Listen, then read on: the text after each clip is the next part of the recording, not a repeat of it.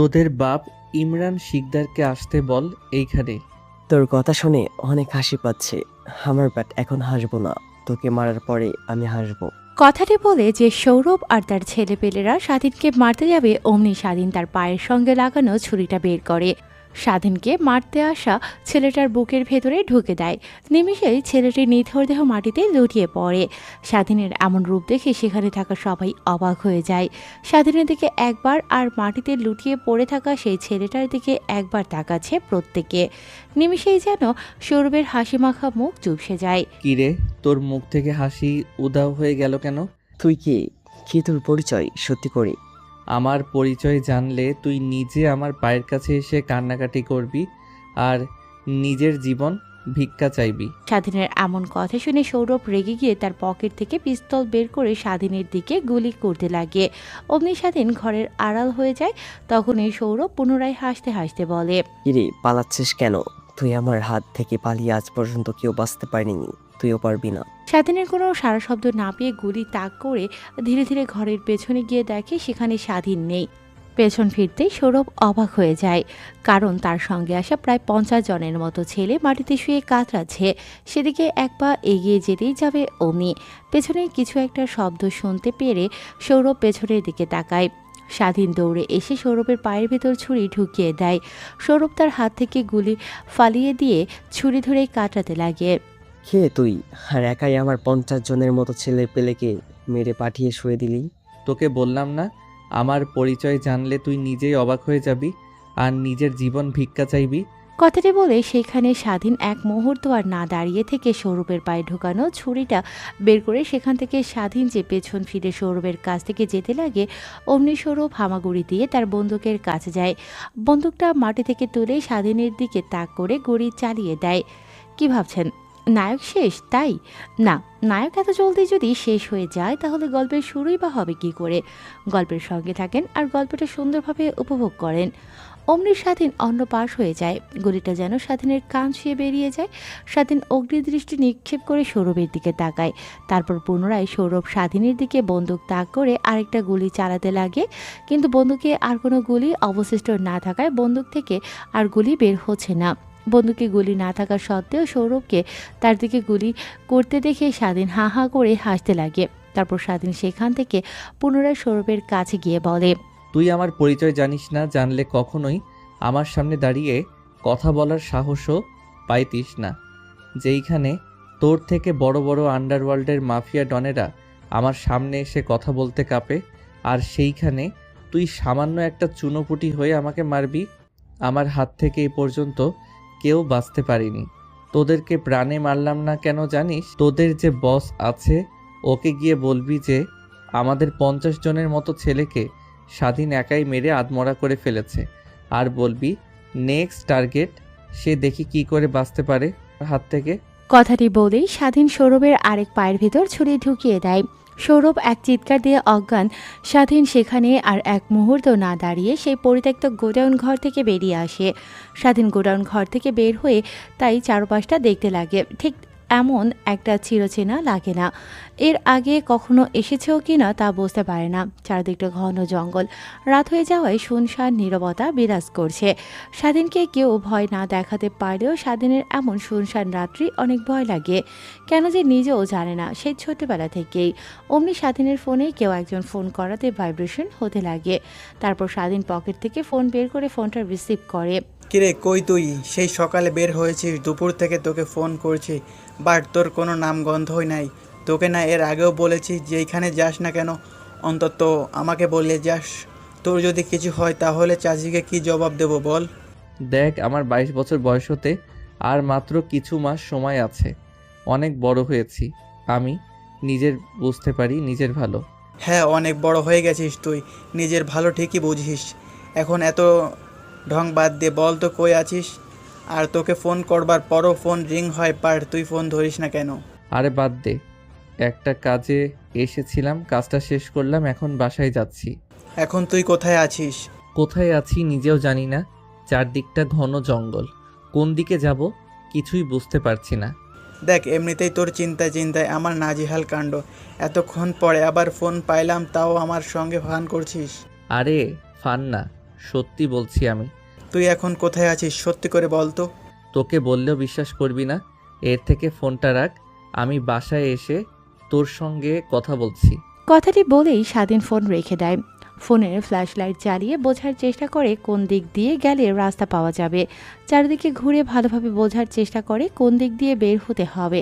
হঠাৎ দেখতে পায় গাড়ির টায়ারের ছাপ ঘাসের ওপর দিয়ে, বুঝতে পারে এই দিক দিয়ে গেলে রাস্তা পাওয়া যাবে। তারপর স্বাধীন ঘাসের উপর দিয়ে টায়ারের ছাপ লক্ষ্য করে সেই দিক ধরে হাঁটতে লাগে। ঘাসের উপর গাড়ির টায়ারের ছাপ লক্ষ্য করতে করতে এক পর্যায়ে স্বাধীন মেন সড়কে চলে আসে। স্বাধীন তার পরেও বুঝতে পারে না কোথায় আছে সে। রাস্তা ধরে হাঁটতে হাঁটতে এক পর্যায়ে বাস টার্মিনালে চলে আসে স্বাধীন। তারপর টার্মিনালের ভেতরে ঢুকে দেখে একটা লোক বসে পত্রিকা পড়ছে। স্বাধীন লোকটার কাছে গিয়ে বলে, আঙ্কেল, এইটা কোন জায়গা?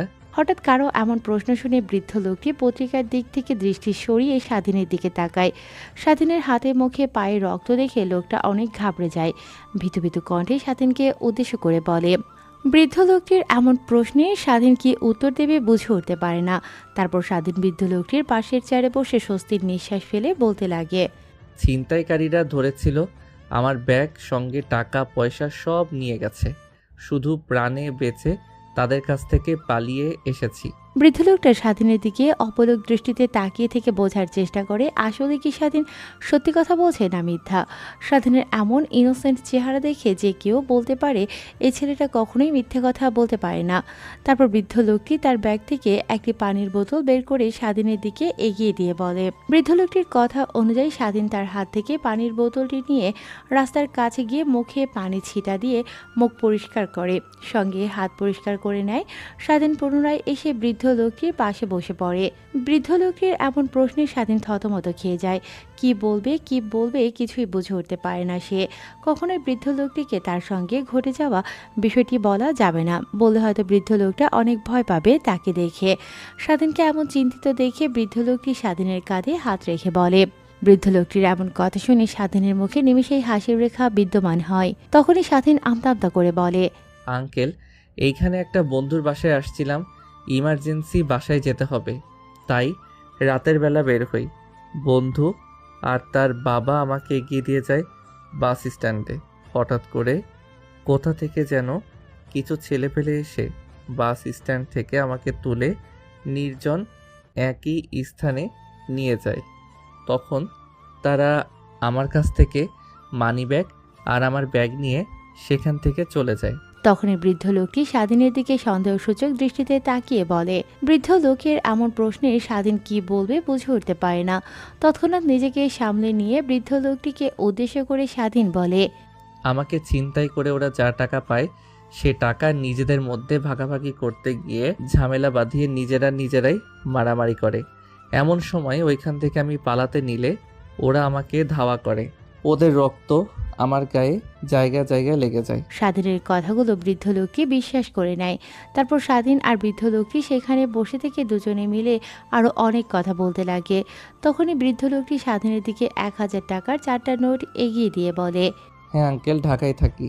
বৃদ্ধ লোকটির কথা অনুযায়ী স্বাধীন সেখানে আর এক মুহূর্ত না বসে থেকে কাউন্টারে গিয়ে ঢাকায় যাওয়ার জন্য একটা বাসের টিকিট কেটে নেয়। তারপর পুনরায় বৃদ্ধ লোকটির পাশে বসে স্বাধীন বৃদ্ধ লোকটির সঙ্গে আরও অনেক কথা বলতে লাগে। তখনই স্বাধীন বৃদ্ধ লোকটিকে প্রশ্ন করে, আপনি কোথায় যাবেন? ও আচ্ছা। বৃদ্ধ লোকটির সঙ্গে কথা বলতে বলতে এক পর্যায়ে একটা বাস এসে ব্রেক করে তাদের সামনে। তারপর স্বাধীন বৃদ্ধ লোকটিকে অনেক কৃতজ্ঞতা জানিয়ে বাসে উঠে পড়ে। গাড়ি চলছে তার আপন গতিতে। গাড়ি যখন যমুনা সেতুর উপর, তখন স্বাধীন মনে মনে ভাবতে লাগে, ওরা আমাকে এখানে এনেছিল, নিশ্চয়ই কোনো কারণ আছে। না, কি ভাবছি, ঢাকা থেকে এখানে আনার আবার কি কারণ হবে?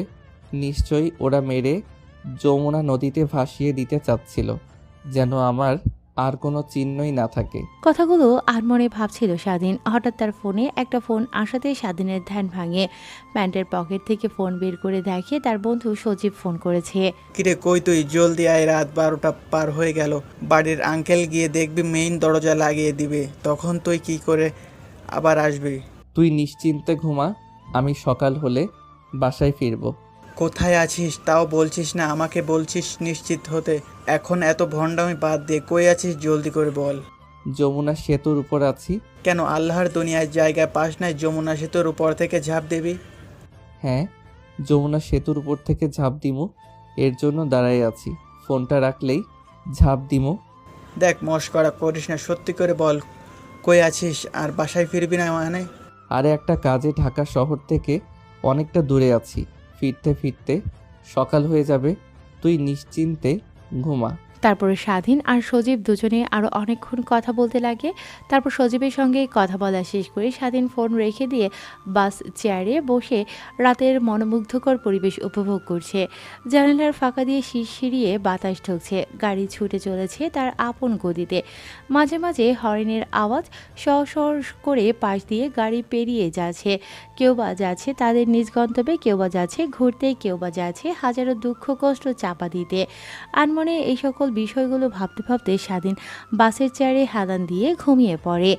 এবার আসেন আপনাদেরকে আমাদের নায়কের সঙ্গে পরিচয় করিয়ে দেয়া যাক। আমাদের গল্পের নায়কের নাম স্বাধীন, বাবা মায়ের একমাত্র সন্তান। ছোটবেলায় স্বাধীনের বাবা আর মা রোড অ্যাক্সিডেন্টে মারা যায়। স্বাধীনের বাবা মা রোড অ্যাক্সিডেন্ট কিভাবে মারা যায় গল্পের সঙ্গে থাকুন, ঠিকই জানতে পারবেন। তারপর থেকে স্বাধীনের বাবার সকল সম্পত্তিগুলো ইমরান খান নামক এক ব্যক্তি দখল করে নেয়। তারপরে স্বাধীনকে অনাথ আশ্রমে রেখে আসে তারা। সেই থেকে স্বাধীন অনাথ আশ্রমে বড় হয়। স্বাধীনের যখন 18 বছর হয় তখন অনাথ আশ্রম থেকে স্বাধীনকে বের করে দেয় কিছু টাকা দিয়ে। তারপর স্বাধীন অনেক ঘোরাঘুরি করে একটা পার্ট টাইম রেস্টুরেন্টের জব জোগাড় করে নেয়। তার সঙ্গে অনাথ আশ্রম থেকে বের হয়ে আসা আরেকটি বন্ধুর সঙ্গে মিলে তারা দুজনে একটি বাসা ভাড়া নিয়ে সেখানে থাকে। স্বাধীন অনেক পড়াশোনায় ভালো হওয়ায় সরকারি কলেজে চান্স পেয়ে যায়। সঙ্গে তার বন্ধু সজীব। সে থেকে তাদের দিনকাল ভালোই কাটতে লাগে। তারপরে স্বাধীনের সঙ্গে কি ঘটে গল্পের সঙ্গে থাকুন, ঠিকই জানতে পারবেন। সকালবেলা ঘুম ভাঙিয়ে স্বাধীনের বাস হেল্পারের ডাকে। মামা আর কত ঘুমাবেন? ঢাকায় চলে এসেছেন, নামবেন না? হেল্পারের ডাকে স্বাধীনের ঘুম ভেঙে যায়। আশেপাশে তাকিয়ে বোঝার চেষ্টা করে কোথায় আজ আসে। তারপর স্বাধীন বাসের ভিতরে আর না থেকে বাস থেকে নেমে পড়ে। স্বাধীন বুঝতে পারে এটা ঢাকা গাবতলী বাস টার্মিনাল। এপাশ ওপাশ দেখিয়ে বোঝার চেষ্টা করে কোথাও কোনো খাবারের হোটেল আছে কিনা। সেই সকালবেলা খেয়ে বের হয়েছে স্বাধীন বাসা থেকে। ক্ষুধায় যেন তার পা আর 1 ইঞ্চিও নড়ানো সম্ভব না। তারপর স্বাধীন রাস্তা ধরে হাঁটতে লাগে। হঠাৎ একটা রেস্টুরেন্ট দেখে রেস্টুরেন্টের ভিতরে ঢুকে খাবার অর্ডার দেয়। খাবার অর্ডার দিয়ে ওয়েটার এসে এক এক করে খাবার সার্ভ করতে লাগে স্বাধীনকে। তারপর স্বাধীন খাওয়া দাওয়া শেষ করে বিল মিটিয়ে রেস্টুরেন্ট থেকে বের হয়ে আসে। একটা রিক্সা নিয়ে বাসায় চলে আসে। তারপর দরজায় কলিং বেল দিতেই দরজা খুলে দিয়ে এসে দারোয়ান। বাবা, তোমাকে তো কালকে দেখলাম না, সে সকালে বের হয়েছিল আর বাসায় আসলে না, কই ছিলে? আসলে আঙ্কেল, একটা কাজে ঢাকার বাইরে গিয়েছিলাম। তুমি কি কাউকে বলে যাওনি? সজীব বাবা আর ঈশিতা মা তোমাকে খুঁজলো যে। না আঙ্কেল, ওদের কাউকে বলে যাইনি, হঠাৎ করে কল আসায় চলে গেছি তো। আচ্ছা আঙ্কেল, এখন আসি, অনেক ট্রাভেল করে এসেছি, ক্লান্ত লাগছে। আচ্ছা বাবা, যাও তুমি তোমার রুমে গিয়ে রেস্ট নাও। তারপর স্বাধীন দারোয়ানের সঙ্গে আর কোনো কথা না বলে সোজা তাদের রুমের সামনে চলে আসে। দরজায় কলিং বেল দিতেই সজীব এসে দরজা খুলে দেয়। স্বাধীনকে এমন অবস্থায় দেখে সজীব বিচলিত হয়ে বলে, কিরে কি হয়েছে, তোকে এমন দেখাচ্ছে কেন? কই কেমন দেখাচ্ছে, অনেক ট্রাভেল করে এসেছি এজন্য হয়তো এমন দেখাচ্ছে। কথাটি বলে স্বাধীন সজীবকে পাশ কাটিয়ে তার বেডে এসে শুয়ে পড়ে। অন্যদিকে সজীব দরজা লাগিয়ে স্বাধীনের কাছে এসে বলে, আচ্ছা তুই মাঝে মাঝে রাত হলেই কই উধাও হয়ে যাস? তোকে জিজ্ঞাসা করলেও কিছু বলিস না, সত্যি করে বল তো কই যাস?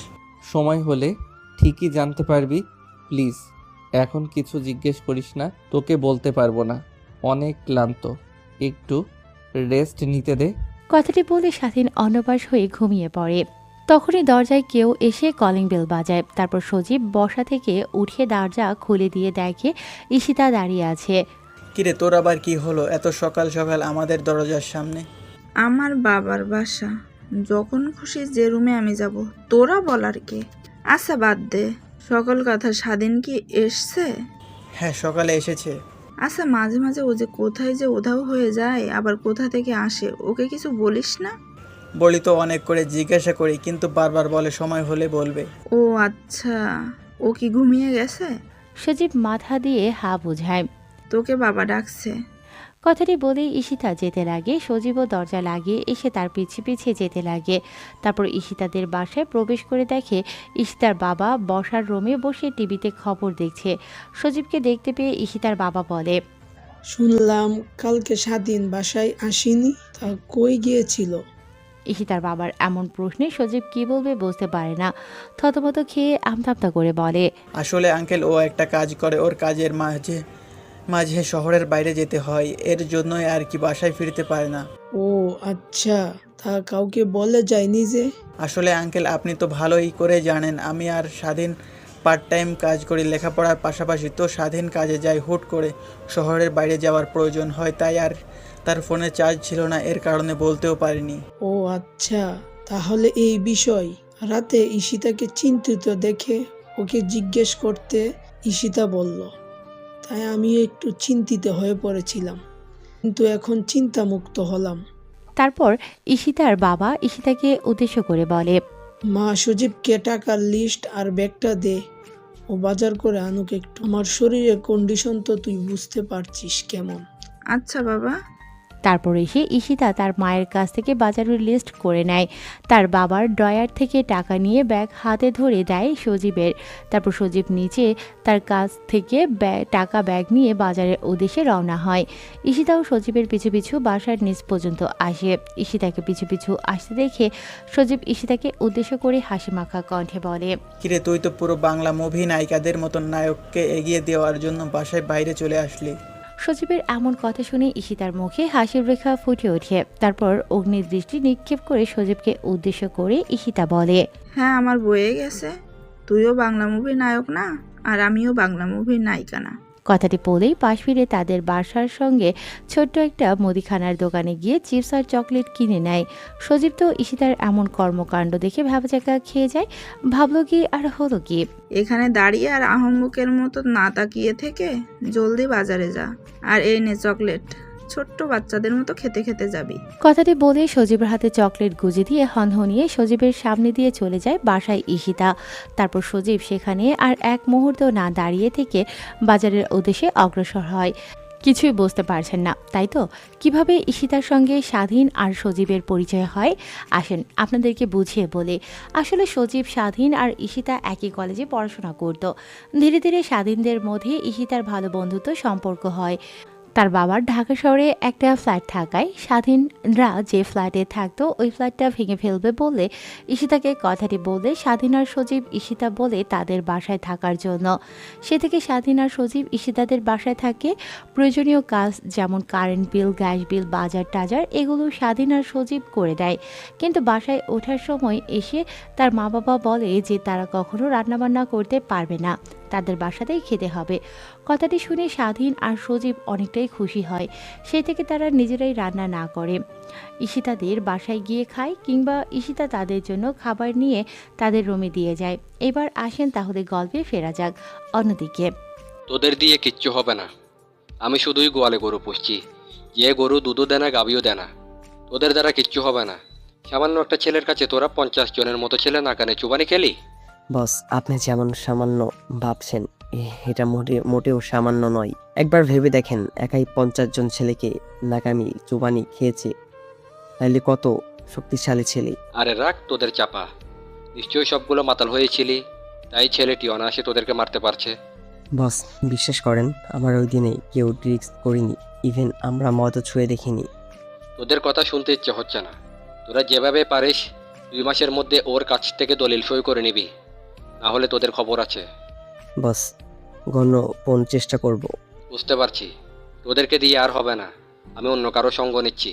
বস, আর একটা সুযোগ দেন, তারপর দেখবেন ওকে মেরে শুয়ে তারপরও লাশ যমুনা নদীতে ভাসিয়ে দেব।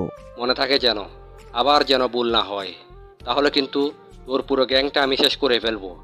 আমার ক্ষমতা সম্পর্কে তো তোর ধারণা আছে। তারপর সৌরভ আর ইমরান খান আরও অনেক কথা বলতে লাগে দুজনে। অন্যদিকে সজীব বাজার করে বাসায় চলে আসে। ঈশিতাদের রুমের দরজার সামনে এসে কলিং বেল বাজাতে লাগে। অন্যদিকে ঈশিতার বাবা বসার রুমে বসে খবর দেখছিল। হঠাৎ কলিং বেল বাজায়। ঈশিতার বাবা বলে, দেখতো মা, কে আসলো? কে আসবে আর বাবা? নিশ্চয়ই দেখো, বান্দরটা আসছে। তারপরে এসে ঈশিতা দরজা খুলে দেখে সজীব আসে। তারপর সজীবের হাত থেকে বাজার নিয়ে সজীবকে উদ্দেশ্য করে বলে, তা আজকে বাজার থেকে কয় টাকা মেরেছিস সত্যি করে বল। তখনই পাশ থেকে ঈশিতার মা হাতে করে এক গ্লাস শরবত নিয়ে স্বাধীনের সামনে এগিয়ে দিয়ে বলে, কি বলিস না বলিস ছেলেটাকে, শুধু ফাজলা মতোদের, তাই না? নাও বাবা, শরবতটা খেয়ে নাও, অনেক ভালো লাগবে তোমার। সজীব জানে এখন যদি মানা করে তাহলে তার কপালে নিশ্চয়ই অনেক দুর্ভোগ আছে, এর থেকে এই শরবতটা খেয়ে নেওয়া ভালো। তারপরে এসে তার মায়ের কাছ থেকে গ্লাসটা নিয়ে ঢকঢক করে খেয়ে শরবতের গ্লাসটা পুনরায় ফিরিয়ে দিয়ে সেখান থেকে চলে যায় তার রুমে। সজীব চলে যাওয়ার পর দরজা লাগিয়ে ঈশিতার মা ঈশিতাকে উদ্দেশ্য করে বলে, ছেলেগুলোর সঙ্গে না লাগলে তোর পেটের ভাত হজম হয় না, তাই না? মা, আমি আবার কি করলাম? সামান্য একটা ছেলের জন্য নিজের মেয়েকে ভুল বুঝছো তুমি? তোকে না বলেছি ছেলেগুলোকে সামান্য বলবে না? ধরতে গেলে ওরাও এখন আমার ছেলে। অন্য ছেলের প্রতি এত ভালোবাসা নিজের মেয়ের প্রতি নাই? কথাগুলো বলে মুখ ভেঙচি দিয়ে তার মায়ের দিক থেকে সরে এসে তার রুমে চলে যায়। অন্যদিকে এসে তার মাও মুচকি হেসে দরজা লাগিয়ে কিচেন রুমে গিয়ে রান্না বান্না করতে লাগে। অন্যদিকে সজীব সোজা তাদের রুমের দিকে অগ্রসর হয়। তখনই স্বাধীনের ফোনে একজন ফোন করে। বিরক্তি নিয়ে স্বাধীন ফোনটা তুলে দেখে ফোনটা নিয়ে সোজা ব্যালকনিতে চলে যায়। ফোন রিসিভ করে স্বাধীন ওপাশে থাকা ব্যক্তিকে উদ্দেশ্য করে বলে, কি রে, তোকে না বারণ করেছি কখনো অসময়ে আমাকে ফোন করবি না? জানিস তো আমার এই রূপ কেউ জানে না। যদি একবার ওরা জানতে পারে তাহলে আমাকে ওরা কিভাবে দেখবে? ভাই, ফোন করেছি কি আর সাধে? একটা গুড নিউজ শুনে আপনাকে না বলা পর্যন্ত আমার পেটের ভাত হজম হবে না বলে ফোন করলাম। বুঝতে পেরেছি, তা এখন বল কি গুড নিউজ? যা বলার জন্য তুই আমার কথা অবাধ্য করে আমাকে অসময়ে ফোন করেছিস। ভাই, কিছুদিন ধরে আমাদের অনাথ আশ্রমের আশেপাশ দিয়ে একটা উকিল ঘোরাফেরা করছিল। ইভেন প্রত্যেক দিন সে অনাথ আশ্রমে ঢুকে কার সঙ্গে যেন কথা বলে। আমরা প্রত্যেক দিন লক্ষ্য করতাম, কিন্তু তেমন একটা খেয়াল দিতাম না ওনার দিকে। এতদিন অনাথ আশ্রমে যাওয়া আসা দেখে সন্দেহ হয়, তাই আজকে ওনাকে ডাকে দেই। এতবার অনাথ আশ্রমে যাওয়া আসা করেন কেন?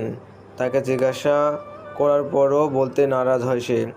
বুঝতে পারিনি এর মধ্যে কোনো ঝামেলা আছে। তারপর আমরা সবাই ওনার সঙ্গে জোরাজুরি করার পর সে বলে যে এই অনাথ আশ্রমে যে ছেলেটি ছিল স্বাধীন, ওনাকে খুঁজছি আমি। হঠাৎ করে স্বাধীনকে খোঁজার কারণ কি আপনার? আসলে স্বাধীনের বাবা হাসমাত শেখ, তিনি মারা যাওয়ার আগে স্বাধীনের নামে তার সম্পত্তি সব লিখে দিয়ে যায়। ইভেন দলিলে এগুলো লেখা থাকে যে স্বাধীনের বয়স যখন 22 বছর হবে তখন তাকে এ সম্পর্কে জানানো হবে, এর আগে জানানো হবে না। হইলে থাকা জন্মসালের অনুযায়ী স্বাধীনের 22 বছর বয়স হতে আর মাত্র 2 থেকে 1 মাস বাকি আছে, তাই তাকে খুঁজছি তার বাবা সহ সম্পত্তি সবকিছু তার হাতে তুলে দেওয়ার জন্য। আচ্ছা আঙ্কেল, আমার জানা মতে স্বাধীনের ফ্যামিলি তো অনেক দরিদ্র ছিল, এর কারণেই তো স্বাধীনকে অনাথ আশ্রমে রাখা হয়। শোনো বাবা, তোমরা স্বাধীনের বাবা সম্পর্কে কিছুই জানো না। ওনার বাবা কোম্পানি এখন বাংলাদেশের যে অবস্থায় আছে তা শুনলে তোমরা নিজেরাও অবাক হবে। আচ্ছা বাদ দাও সে সকল কথা। তা তোমরা কি স্বাধীনকে চেনো? অনাথ আশ্রমে বড় হয়েছে যে স্বাধীন বাবার বিষয়ে এত কিছু বলছো যে? হ্যাঁ আঙ্কেল, চিনি। তাহলে বাবারা প্লিজ স্বাধীন বাবার বাসার অ্যাড্রেসটা দাও, তাহলে অনেক উপকৃত হব। আমার প্রায় 7 থেকে 8 দিন ধরে রাতের ঘুম হারাম করে তাকে খোঁজাখুঁজি করছি। আঙ্কেল, স্বাধীন ভাইয়ের তো বাসা ঠিকানা জানি না, মাঝে মাঝে এখানে আসে। তাহলে আপনি একটা কাজ করেন, আপনার ফোন নাম্বারটা দিয়ে যান। যদি এখানে আসে আমি দেখতে পাই তাহলে আপনার ফোন নাম্বার দেব। তখন না হয় স্বাধীন ভাই আপনার সঙ্গে কন্ট্যাক্ট করবে, আমরা বলে দেব বিষয়টা সব। ওকে বাবা, এই নাম্বার নাও। ভাই, তারপর উকিল তার নাম্বার দিয়ে গেছে আর বলেছে আপনাকে দেওয়ার জন্য। এমন খুশির সংবাদ শুনে আর সামলাতে পারি না নিজেকে, তাই আপনাকে ফোন করছি। স্বাধীন নিজেও বাকরুদ্ধ হয়ে যায় মারুফের বলা কথাগুলো শুনে। নিজের কানকে যেন নিজেও বিশ্বাস করতে পারছে না। অবশ্য স্বাধীন ছোটবেলায় তাদের সয় সম্পত্তির সবকিছু সম্পর্কে জানতো, বাট স্বাধীন ভেবেছিল যে তাদের সয় সম্পত্তি ইমরান খান দখল করে নিয়েছে। কিন্তু আসল বিষয়টা হলো ইমরান খান এখনও তাদের সয় সম্পত্তি দখল করতে পারেনি। স্বাধীনের 22 বছর বয়স হওয়ার অপেক্ষায় ছিল সে, শুধু ইমরান খান তাদের কোম্পানিটা দেখাশোনা করছে এটুকুই। স্বাধীন ভাবনার জগতে ডুব দিয়ে বিষয়গুলো ভাবতে লাগে। স্বাধীনের কোনো সারা শব্দ না শুনতে পেয়ে ওপাশ থেকে মারুফ বলতে লাগে। ভাই কি হলো, কথা বলেন না কেন? স্বাধীনের ধ্যান ভাঙে মারুফের কথা শুনিয়ে, তারপর মারুফকে উদ্দেশ্য করে বলে, আচ্ছা, তুই উকিলের নাম্বারটা আমাকে দে, আমি উকিলের সঙ্গে যোগাযোগ করে নেব। ফোনটা রেখে পেছন ফিরে তাকাতেই স্বাধীনের চোখ ছানা বড়া হয়ে যায়, কারণ পিছে সজীব দাঁড়িয়ে আছে। তারপর স্বাধীন আমতামতা করে সজীবকে প্রশ্ন করে, কি রে, কই গেছিলি তুই আর আমার পিছে এসে দাঁড়িয়েছিস কখন? স্বাধীনের চুপসে যাওয়া মুখ দেখে সজীব হাসির রেখা টেনে বলে, আরে আর বলিস না, ঈশিতা এসে ডাক দিয়েছিল, গেলাম আর আঙ্কেল বাজারে যেতে বললো, তাই বাজার করে দিয়ে আসলাম। আর রুমে এসে তোকে দেখতে পেলাম না, না পেয়ে ব্যালকনিতে এসে দেখি তুই দাঁড়িয়ে আছিস। সজীবের কথা শুনে স্বাধীন স্বস্তির নিঃশ্বাস ফেলে। তারপর ব্যালকনিতে দাঁড়িয়ে থেকে স্বাধীন আর সজীব অনেক কথা বলতে লাগে দুজনেই। এভাবেই পেরিয়ে যায় অনেকটা সময়। তারপর স্বাধীন রুমের ভেতরে গিয়ে ঘুমিয়ে পড়ে। ঘুম ভাঙিয়ে বিকেলে সজীবের ডাকে, কিরে তুই আজকে কাজে যাবি না? তোর কাজের সময় তো পেরিয়ে গেল। স্বাধীন ঘুম থেকে উঠে মোবাইলটা হাতে নিয়ে দেখে 7:30 বাজে। তারপর চোখ টলতে টলতে সজীবকে উদ্দেশ্য করে বলে, হ্যাঁ যাবো তো। তো কখন যাবে? 7:30 বেজে গেছে। তারপর স্বাধীন শোয়া থেকে উঠে সোজা ওয়াশরুমে চলে যায়। ওই সময়ে গিয়ে ফ্রেশ হয়ে রুমে এসে দেখে সজীব নাই, কারণ সজীব পার্ট টাইম জব করে অন্য একটা রেস্টুরেন্টে। তারপর পকেট থেকে ফোন বের করে রেস্টুরেন্টের ম্যানেজারের কাছে ফোন করে স্বাধীন। স্যার, আজকে কাজে আসতে পারবো না, একটা জরুরি কাজ থাকায়। ওকে বাবা, সমস্যা নেই, তাহলে কালকে থেকে কাজে এস কেমন? তারপর সজীব ম্যানেজারের সঙ্গে আরও অনেক কথা বলতে লাগে। তারপর ফোন রেখে দিয়ে নিজেকে একটু পরিপাটি করে বাসা থেকে বের হয়। বাসার নিচে গিয়ে ফুটপাথে গিয়ে হাঁটছে স্বাধীন। পুনরায় স্বাধীন প্যান্টের পকেট থেকে ফোন বের করে মারুফের পাঠানোর নাম্বারটাতে কল করে স্বাধীন। ফোন রিসিভ করে ওপাশ থেকে বলেন, হ্যালো, কে? আঙ্কেল, আমি স্বাধীন। কোন স্বাধীন? চিনতে পারলাম না তো। আঙ্কেল, আপনি যে স্বাধীনকে খুঁজছেন, আমি সেই স্বাধীন। ও আচ্ছা বাবা, তুমি তো কোথায় আছো এখন? আঙ্কেল, এখন আমি বাসায় আছি। তা বাবা, এত রাতে তোমার বাসায় যেতে পারবো না, প্লিজ তুমি যদি আমার বাসায় আসতে তাহলে অনেক উপকৃত হতাম। এমনভাবে বলছেন কেন আঙ্কেল? আপনার বাসায় অ্যাড্রেসটা দেন, আমি আসছি। তারপর ওকে তার বাসার অ্যাড্রেসটা স্বাধীনকে টেক্সট করে পাঠিয়ে দেয়। স্বাধীন উকিলের পাঠানো টেক্সট অনুযায়ী অ্যাড্রেস খুঁজে তার বাসায় চলে যায়। দরজায় কলিং বেল বাজাতেই দরজা খুলে দেয় এক অপরূপ সুন্দরী। স্বাধীন তো ড্যাব ড্যাব করে তাকিয়ে আছে মেয়েটার দিকে। স্বাধীনকে নিজের দিকে অমনভাবে তাকিয়ে থাকতে দেখে মেয়েটি বলে, এই যে, কে আপনি? আর আমার দিকে এমন করে তাকিয়ে আছেন কেন? স্বাধীনের ধ্যান ভাঙিয়ে মেয়েটির কথা শুনে পরক্ষণে নিজেকে সামনে নিয়ে মেয়েটিকে উদ্দেশ্য করে বলে, সরি আঙ্কেল, আছে বাসায়? হ্যাঁ বাবা আছে। তা আপনি কে? স্বাধীনের আর বোঝার বাকি রইল না এটা হলো উকিলের মেয়ে।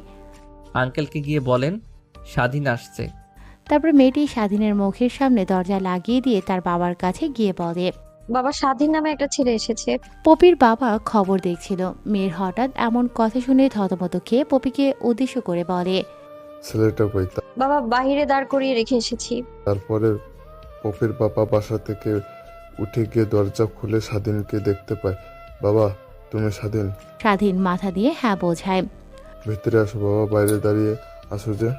উকিলের কথা অনুযায়ী স্বাধীন বাসার ভিতরে ঢোকে। তারপর বসার রুমে গিয়ে বসে পড়ে। অন্যদিকে পপি স্বাধীনের দিকে ক্ষোভ দৃষ্টিতে তাকিয়ে আছে।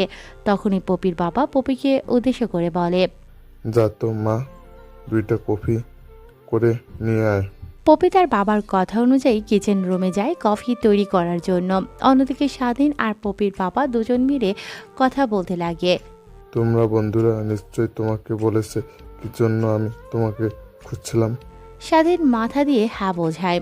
তাহলে শোনো বাবা, তোমার বাবা জন্ম হওয়ার পর সম্পত্তি সব তোমাকে লিখে দিয়ে গেছে। শুধু হুইলে লেখা ছিল তোমার বয়স যখন 5 বছর হবে তারপর থেকে তুমি কোম্পানির দায়িত্ব নিতে পারবে। এর আগে না, কিন্তু দুর্ভাগ্যবশত তোমার বাবা রোড অ্যাক্সিডেন্টে মারা যায়। সেই সকল বিষয়ে আর না বলি, তুমি তো সবই জানো। তারপর স্বাধীন আর উকিল দুজনেই মিলে কথা বলছিল। তখনই কফি নিয়ে সেখানে আসে পপি। স্বাধীনের হাতে আর ওর বাবার দিকে কফির মতো এগিয়ে যায়। কফি মগের চুমুক দিয়েছে আর পপির বাবা স্বাধীনকে উদ্দেশ্য করে বলছে, জানো বাবা, তোমাকে খুঁজছি সে কতদিন ধরে। শেষমেশ জানতে পারি তুমি উত্তরা অনাথ আশ্রমে থাকো, তাই সেখানে গিয়েছি তোমার খোঁজ নেওয়ার জন্য, বাট তোমাকে সেখানে পাইনি। আসলে আঙ্কেল, আমার বয়স 18 বছরের বেশি হওয়ার পর আমাকে অনাথ আশ্রম থেকে বের করে দেয়। তারপর আমি একটা পার্ট টাইম জব করি, পাশাপাশি আমার লেখাপড়া চালিয়ে যাই। ভালো, খুব ভালো। এই অল্প বয়সে নিজেকে গুছিয়ে নিয়েছো, দেখো অনেক খুশি হলাম। আচ্ছা বাবা, তোমার কি মা বাবার কথা কিছু মনে নেই? স্বাধীন উকিলকে কি বলবে বুঝতে না পেরে আমতামতা করে বলে। আঙ্কেল, তেমন কিছু একটা মনে নেই। তারপর উকিল বসা থেকে উঠে তার রুমে চলে যায়। রুমে গিয়ে কিছুক্ষণ পর হাতে করে একটা ফাইল নিয়ে পুনরায় স্বাধীনের কাছে এসে বসে পড়ে। তারপর স্বাধীনের দিকে ফাইলটা এগিয়ে দিয়ে বলে, এই নাও বাবা, চিন্তামুক্ত হলাম। তোমার বাবা অনেক বিশ্বাস করতো আমাকে, ওনার যাবতীয় কাগজপত্র আমাকে দিয়ে রেডি করাতো। অনেক ভালো মনের মানুষ ছিল। এত কোটিপতি হওয়ার সত্ত্বেও তিনি কখনোই কারোর সঙ্গে রুট ব্যবহার করেননি। পপির বাবা কথাগুলো বলে স্বস্তির একটা নিঃশ্বাস ফেলে। তখনই স্বাধীনকে উদ্দেশ্য করে পুনরায় পপির বাবা বলে, শোনো বাবা, তোমাকে একটা কথা বলি। তোমার বাবার কোম্পানিটা এখন অন্য কেউ দখল করে আছে। তুমি আইনে সহায়তা নিয়ে তোমার বাবার কোম্পানিটা ফেরত নিতে পারো। আর তোমাকে আরও একটা কথা বলি, কখনো একা একা গিয়ে কোম্পানিতে তোমার পরিচয় দেবে না, তাহলে দেখবে তোমাকে ওরা মেরে ফেলবে। তোমাকে মেরে ফেললে ওরা সম্পত্তিগুলো দখল করতে পারবে না, কারণ হুইলে বড় বড় করে লেখা আছে তুমি ব্যতীত অন্য কেউ কোম্পানি দখল করতে পারবে না। সম্পূর্ণ কোম্পানি চলে যাবে অনাথ আশ্রমে। তারপর স্বাধীন উকিলের সঙ্গে আরো অনেক কথা বলে। উকিলের বাড়ি থেকে বেরিয়ে আসে। অনেক রাত হয়ে যাওয়ায় গাড়ি পায় না স্বাধীন। কিছু না ভেবে রাস্তা দিয়ে হাঁটতে লাগে। অমনি দেখতে পায় স্বাধীনের পিছু পিছু দুইটা ছেলে আসে। স্বাধীন কিছু একটা বুঝতে পেরে তারা প্যান্টের পকেট থেকে ফোন বের করে। কিছু একটা লিখে টেক্সটে এর মাধ্যমে একজনকে পাঠিয়ে দেয়। কিছু দূর যাওয়ার পর স্বাধীন পেছনের দিকে তাকিয়ে দেখে আরও 3-4 জন ছেলে একত্রে তার পিছু পিছু আসে। স্বাধীন পেছনের দিকে আর না তাকিয়ে সামনের দিকে তাকিয়ে ডেভিল মার্কা একটা হাসি দেয়। স্বাধীন সেদিকে কোনো ভ্রুক্ষেপ নাই, ফুটপাত দিয়ে হেঁটে চলেছে। অমনি পেছন দিক থেকে চিৎকার চেঁচামেচির শব্দ শুনতে পায়। পেছনের দিকে তাকিয়ে দেখে তাকে অনুসরণ করা সেই ছেলেগুলো মাটিতে শুয়ে আছে। সেদিকে এক পলক তাকিয়ে পুনরায় মনোযোগ দেয় বাসায় যাওয়ার দিকে। একটু পর একটা রিক্সা দেখতে পায়। রিক্সাকে ডাক দিলে স্বাধীনের সামনে এসে ব্রেক করে। তারপর স্বাধীন তাদের বাসার অ্যাড্রেস বলে রিক্সাতে উঠে পড়ে। তারপর রিক্সা চলছে তার আপন গতিতে। একটু পর রিক্সাওয়ালা স্বাধীনের দেয়া অ্যাড্রেস অনুযায়ী বাসার সামনে এসে রিক্সা ব্রেক করে। তারপর স্বাধীন রিক্সা থেকে নেমে ভাড়া মিটিয়ে গেটের সামনে গিয়ে দারোয়ানকে ডাকতে লাগে। প্যান্টের পকেট থেকে ফোন বের করে দেখে রাত্রি 12টা বেজে গেছে। এত রাত পর্যন্ত মেন গেট খোলা থাকে না, তাই দারোয়ানকে ডাকতে লাগে স্বাধীন। দারোয়ান এসে মেন গেট খুলে দেয়। কে বাবা, আসতে তোমার এত লেট হলো যে? কই গেছিলে? আঙ্কেল, একটা কাজে গিয়েছিলাম, ফিরতে অনেক লেট হয়েছে। তারপর স্বাধীন দারোয়ানের সঙ্গে আরো অনেক কথা বলে। তার রুমের সামনে চলে যায়। রুমে গিয়ে দরজার কলিং বেল দিতেই সজীব এসে দরজা খুলে দেয়। তারপর স্বাধীন ভূতে প্রবেশ করে দেখে যে ঈশিতাও সেখানে বসে আছে। স্বাধীনের কিছু একটা খটকা লাগে, বাট তেমন একটা বসতে দেয় না সজীব আর ঈশিতাকে। তারপর স্বাধীনকে তার বেডে বসে পড়ে তখনই সজীব তার কাছে এসে বলে, কিরে কই গিয়েছিলি আজকে? আসছে তোর এত লেট হলো যে? আর আজকে আমার অফিসে কাজ ছিল না, তাই তোর ওইখানে গিয়েছিলাম আমি আর ঈশিতা, দেখি তুই নাই। পরে ম্যানেজারকে জিজ্ঞাসা করতে ম্যানেজার বলল যে তোর কোনো এক প্রয়োজনে কাজে সেখানে গিয়েছিস। কি এমন তোর প্রয়োজন কাজ? সব সময় তোকে শহরের বাইরে থাকতে হয় আর প্রত্যেক দিন বাসায় আসতে এত লেট হয়? সজীবের এমন প্রশ্নে স্বাধীন কি বলবে বুঝে উঠতে পারে না, থতমত খেয়ে যায় সে। স্বাধীনকে এমন চিন্তিত দেখে সজীব পুনরায় বলে, দেখ, তুই আমাদের কাছ থেকে কিছু লুকাচ্ছিস। তুই না আমাদের বন্ধু, তাহলে আমাদের কাছ থেকে লুকানোর কি আছে বল? সময় হলে সব জানতে পারবি। প্লিজ এখন আমাকে কিছু বলিস না, আমার অনেক ক্লান্ত, আমি ঘুমাবো। স্বাধীনের কিছু বলে না সজীব আর ঈশিতা। তারপর এসে তার রুম থেকে বেরিয়ে তার রুমে চলে যায়। অন্যদিকে সজীব দরজা লাগিয়ে লাইট অফ করে ঘুমিয়ে পড়ে। অন্যদিকে ওই দিকের আপডেট কি? তোর ছেলে পেলে কি ছেলেটাকে ধরতে পেরেছে? বস, ওদেরকে পাঠিয়েছি অনেকক্ষণ আগে। এদের কোনো রেসপন্স পাচ্ছি না। ফোন ধরছি, বাট ফোন রিসিভ করছে না কেউ। দেখ, কোনো মেয়ের সঙ্গে আকাম কুকাম করছে। বস, একবার যাদেরকে পাঠাইছেন তারা অনেক ভালো আর কাজের ছেলে। তোর যে কি কাজের ছেলে আছে তা তো আমি ভালো করেই জানি। সবগুলো তো একটা মেয়ে খোর। তা বাদ দিয়ে সেসব কথা দেখ, ভালোভাবে কোচ নে। তোর ছেলে পেলেগুলো কই আছে? নাকি আবার গিয়ে আকাম কুকাম করে ধরা পড়ছে? কথাটি বলে ইমরান খান ফোন কেটে দেয়। ফোন কেটে দিয়ে বিরক্তিকর নিঃশ্বাস ফেলে বলেন, টাকা দিয়ে আমি গরু পোষণ করছি, এদের দিয়ে কিচ্ছু হবে না। আমাকে বাংলাদেশে যেতে হবে। কথাটি বলেই ইমরান খান তার সামনে থাকা টি টেবিলে জোরে লাথি মারে। টি টেবিলটি কাচের হওয়ায় ভেঙে চুরে ছারখার হয়ে যায়। তখনই ইমরান খানের স্ত্রী নিচে নেমে এসে বলে, আর বলো না, আমাদের যে অফিসের মালিক ছিল, যাকে আমি মেয়ে, এখন বর্তমানে ওর অফিস দেখাশোনা করছি, ও ওই ছেলের নামে সম্পত্তি লিখে দিয়ে গেছে যখন ওই ছেলের বয়স 22 বছর হবে। আমার উপর থেকে জানতে পেরেছি ওর ছেলের বয়স 22 বছর হতে আর মাত্র কিছুদিন দেরি আছে, তাই ওকে খুঁজছি। কিন্তু আমার গর্দবর দল কেউ খুঁজে পাচ্ছে না ওকে। কারোরই হেল্প লাগবে না আমার, আমি নিজেই বাংলাদেশে যাব কিছুদিন হলে। কথাটি বলে সেখানে আর এক মুহূর্ত না দাঁড়িয়ে থেকে ইমরান খান গাড়ি নিয়ে বেরিয়ে পড়ে। অন্যদিকে স্বাধীনের ঘুম ভাঙে আজানের শব্দে। ঘুম থেকে উঠে সজীবকে ডাক দিয়ে দুজনে ফ্রেশ হয়ে নামাজ পড়তে যায় মসজিদে। তারপর নামাজ পড়ে দুজন মিলে একটু হাঁটাহাঁটি করে পুনরায় বাসায় চলে আসে। তারপর দুজনেই তৈরি হতে লাগে কলেজে যাওয়ার জন্য। তখনই কেউ একজন এসে দরজার কড়া নাড়ে। সজীব দরজা খুলে দেখে ঈশিতা দাঁড়িয়ে আছে। ঈশিতাকে কিছু বলবে এর আগেই ঈশিতা সজীবকে উদ্দেশ্য করে বলে, বাবা তোমাদের দুজনকে খাবার খাওয়ার জন্য নিচে রাখছে। কথাটি বলে সেখানে আর এক মুহূর্ত না থেকে ঈশিতা পুনরায় তার বাসায় চলে যায়। অন্যদিকে স্বাধীন আর সজীব দুজনে পরিপাটি হয়ে কাঁধে ব্যাগ ঝুলিয়ে তাদের রুমের দরজাটা লাগিয়ে সোজা ঈশিতাদের খাবার টেবিলে চলে যায়। তারপর স্বাধীন আর সজীব একটা চেয়ার টেনে বসে পড়ে। তারপর সবাই খেতে লাগে।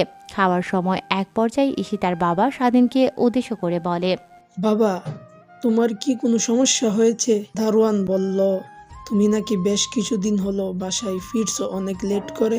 ঈশিতার বাবার এমন প্রশ্নে স্বাধীনকে উত্তর দেবে বুঝে উঠতে পারে না। বিষম খেয়ে ওঠে স্বাধীন। তারপর ঈশিতার বাবা স্বাধীনের দিকে পানির গ্লাস এগিয়ে দিতেই স্বাধীন ঢকঢক করে পানি খেয়ে নেয়। নিজেকে সামনে নিয়ে আমতামতা করতেই স্বাধীন বলে ঈশিতার বাবাকে উদ্দেশ্য করে, আসলে আঙ্কেল, আমি যে রেস্টুরেন্টে কাজ করি সেইখানে অনেক কাজের চাপের কারণে বাসায় ফিরতে অনেক লেট হচ্ছে আমার।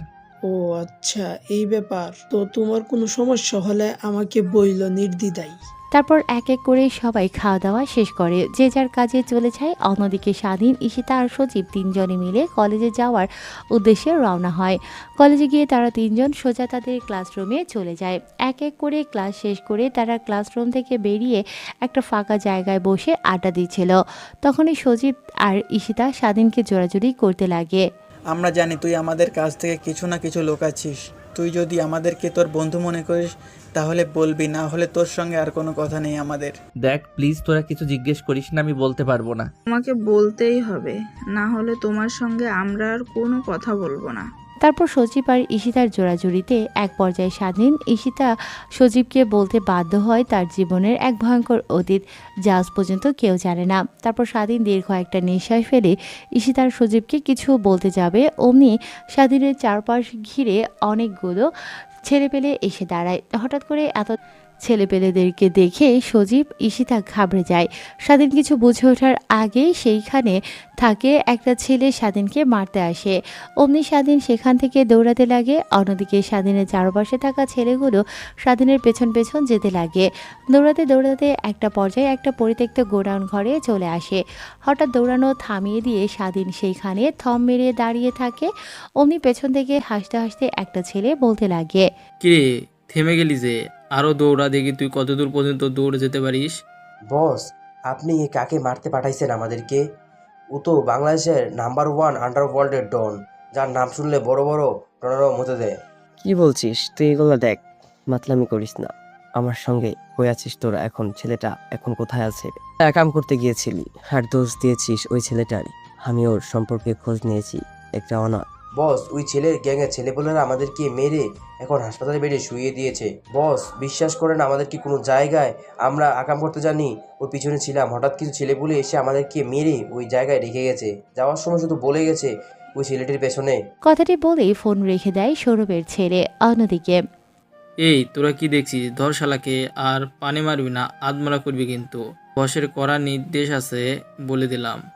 তারপর ছেলেটির পেছন থেকে একটা ছেলে হাতে করে লাঠি নিয়ে স্বাধীনের দিকে আগাতে লাগে। সে ছেলেটি স্বাধীনের হাত ধরে অমনি স্বাধীন পেছন ফিরে ছেলেটির মুখে একটা ঘুষি মারে। ছেলেটি ছিটকে গিয়ে খানিকটা দূরে পড়ে। স্বাধীনের এমন রূপ দেখে সবাই অবাক হয়ে যায়। তারপর এক এক করে সবাই স্বাধীনকে মারার জন্য এগিয়ে আসে। স্বাধীন ছেলেগুলোকে কচু কাটার মতো করে মারছে। স্বাধীনের এমন রূপ দেখে ছেলেটি অবাক হয়ে যায়। পেছনের দিকে তাকিয়ে দেখে এখন শুধু অল্প কয়েকটা ছেলে দাঁড়িয়ে আছে, তাও ভীতু হয়ে আছে ওরা। তখনই লোকটা বলে ওঠে। কথাটি বলে সেখানে থাকা ছেলেগুলো পুনরায় স্বাধীনকে মারার উদ্দেশ্যে যেতে লাগে। স্বাধীনের মুখের সামনে আসা চুলগুলো সরিয়ে দিতেই সেখানে থাকা ছেলেগুলো অবাক হয়ে তাদের হাতে থাকা লাঠিগুলো মাটিতে পড়ে যায়। আমতা আমতা করে স্বাধীনের কাছে গিয়ে হাঁটু গেড়ে বসে বলে, ভাই আপনি এখানে? ছেলেগুলোর মুখ থেকে ভাই শব্দটি শুনে সেখানে থাকা ছেলেরা অবাক হয়ে যায়। ওদের দিকে এগিয়ে গিয়ে বলে, তুই নিজেও জানিস না উনি কে? উনি হচ্ছেন এই বাংলাদেশের নাম্বার 1 আন্ডারওয়ার্ল্ডের ডন। ছেলেগুলোর মুখ থেকে এমন কথা শুনে সেখানে থাকা ছেলেটা অবাক হয়ে যায়। ওদের মুখ থেকে এমন কথা শুনে নিজের কানকে বিশ্বাস করতে পারছে না সে। অবাক হয়ে অপলক দৃষ্টিতে স্বাধীনের দিকে তাকিয়ে আছে। কি ইনোসেন্ট চেহারা! এই চেহারার মাঝে যে একটা ভয়ঙ্কর রূপ লুকিয়ে আছে তা কেউ জানে না। তারপর স্বাধীন ছেলেটার কাছে এগিয়ে মুখ বরাবর ঘুষি দিতেই মাটিতে লুটিয়ে পড়ে। তার নাক মুখ দিয়ে রক্ত বের হতে লাগে। তারপরে স্বাধীনকে চিনে ফেলেছে ছেলেগুলো তাদেরকে উদ্দেশ্য করে বলে, তোরা কার কথায় এইখানে এসেছিস? ভাই আমরা এখানে এসেছি ইমরান খান নামক ব্যক্তির কথাই। কেন এসেছিস? ইমরান খান বলেছে আপনাকে আদমারা করে নিয়ে যেতে, আর সে শীঘ্রই দেশে আসছে, তখন তার সামনে উপস্থিত করতে। ও আচ্ছা, এই ব্যাপার। তা তোর একটা কাজ কর, সবাইকে এইখান থেকে নিয়ে হাসপাতালে ভর্তি কর। আর যদি কিছু জিজ্ঞেস করে আমার কথা তাহলে বলবি আমি তোদের হাত থেকে পালিয়ে গিয়েছি। কথাটি বলে স্বাধীন সেখানে আর এক মুহূর্ত না দাঁড়িয়ে থেকে চলে যায়। তারপর একটা টিউব কল দেখতে পেয়ে টিউব কলের কাছে গিয়ে তার গায়ে লেগে থাকা রক্তগুলো ধুতে লাগে। তখনই পেছন থেকে দৌড়াতে দৌড়াতে ঈশিতা খুঁজে তার কাছে আসে। স্বাধীনের হাত মুখ দিয়ে রক্ত দেখে সজীবকে প্রশ্ন করে, কিরে তোর এই অবস্থা কেন? আর ওরা তোকে ধরার জন্য পিছনে লেগেছিল কেন?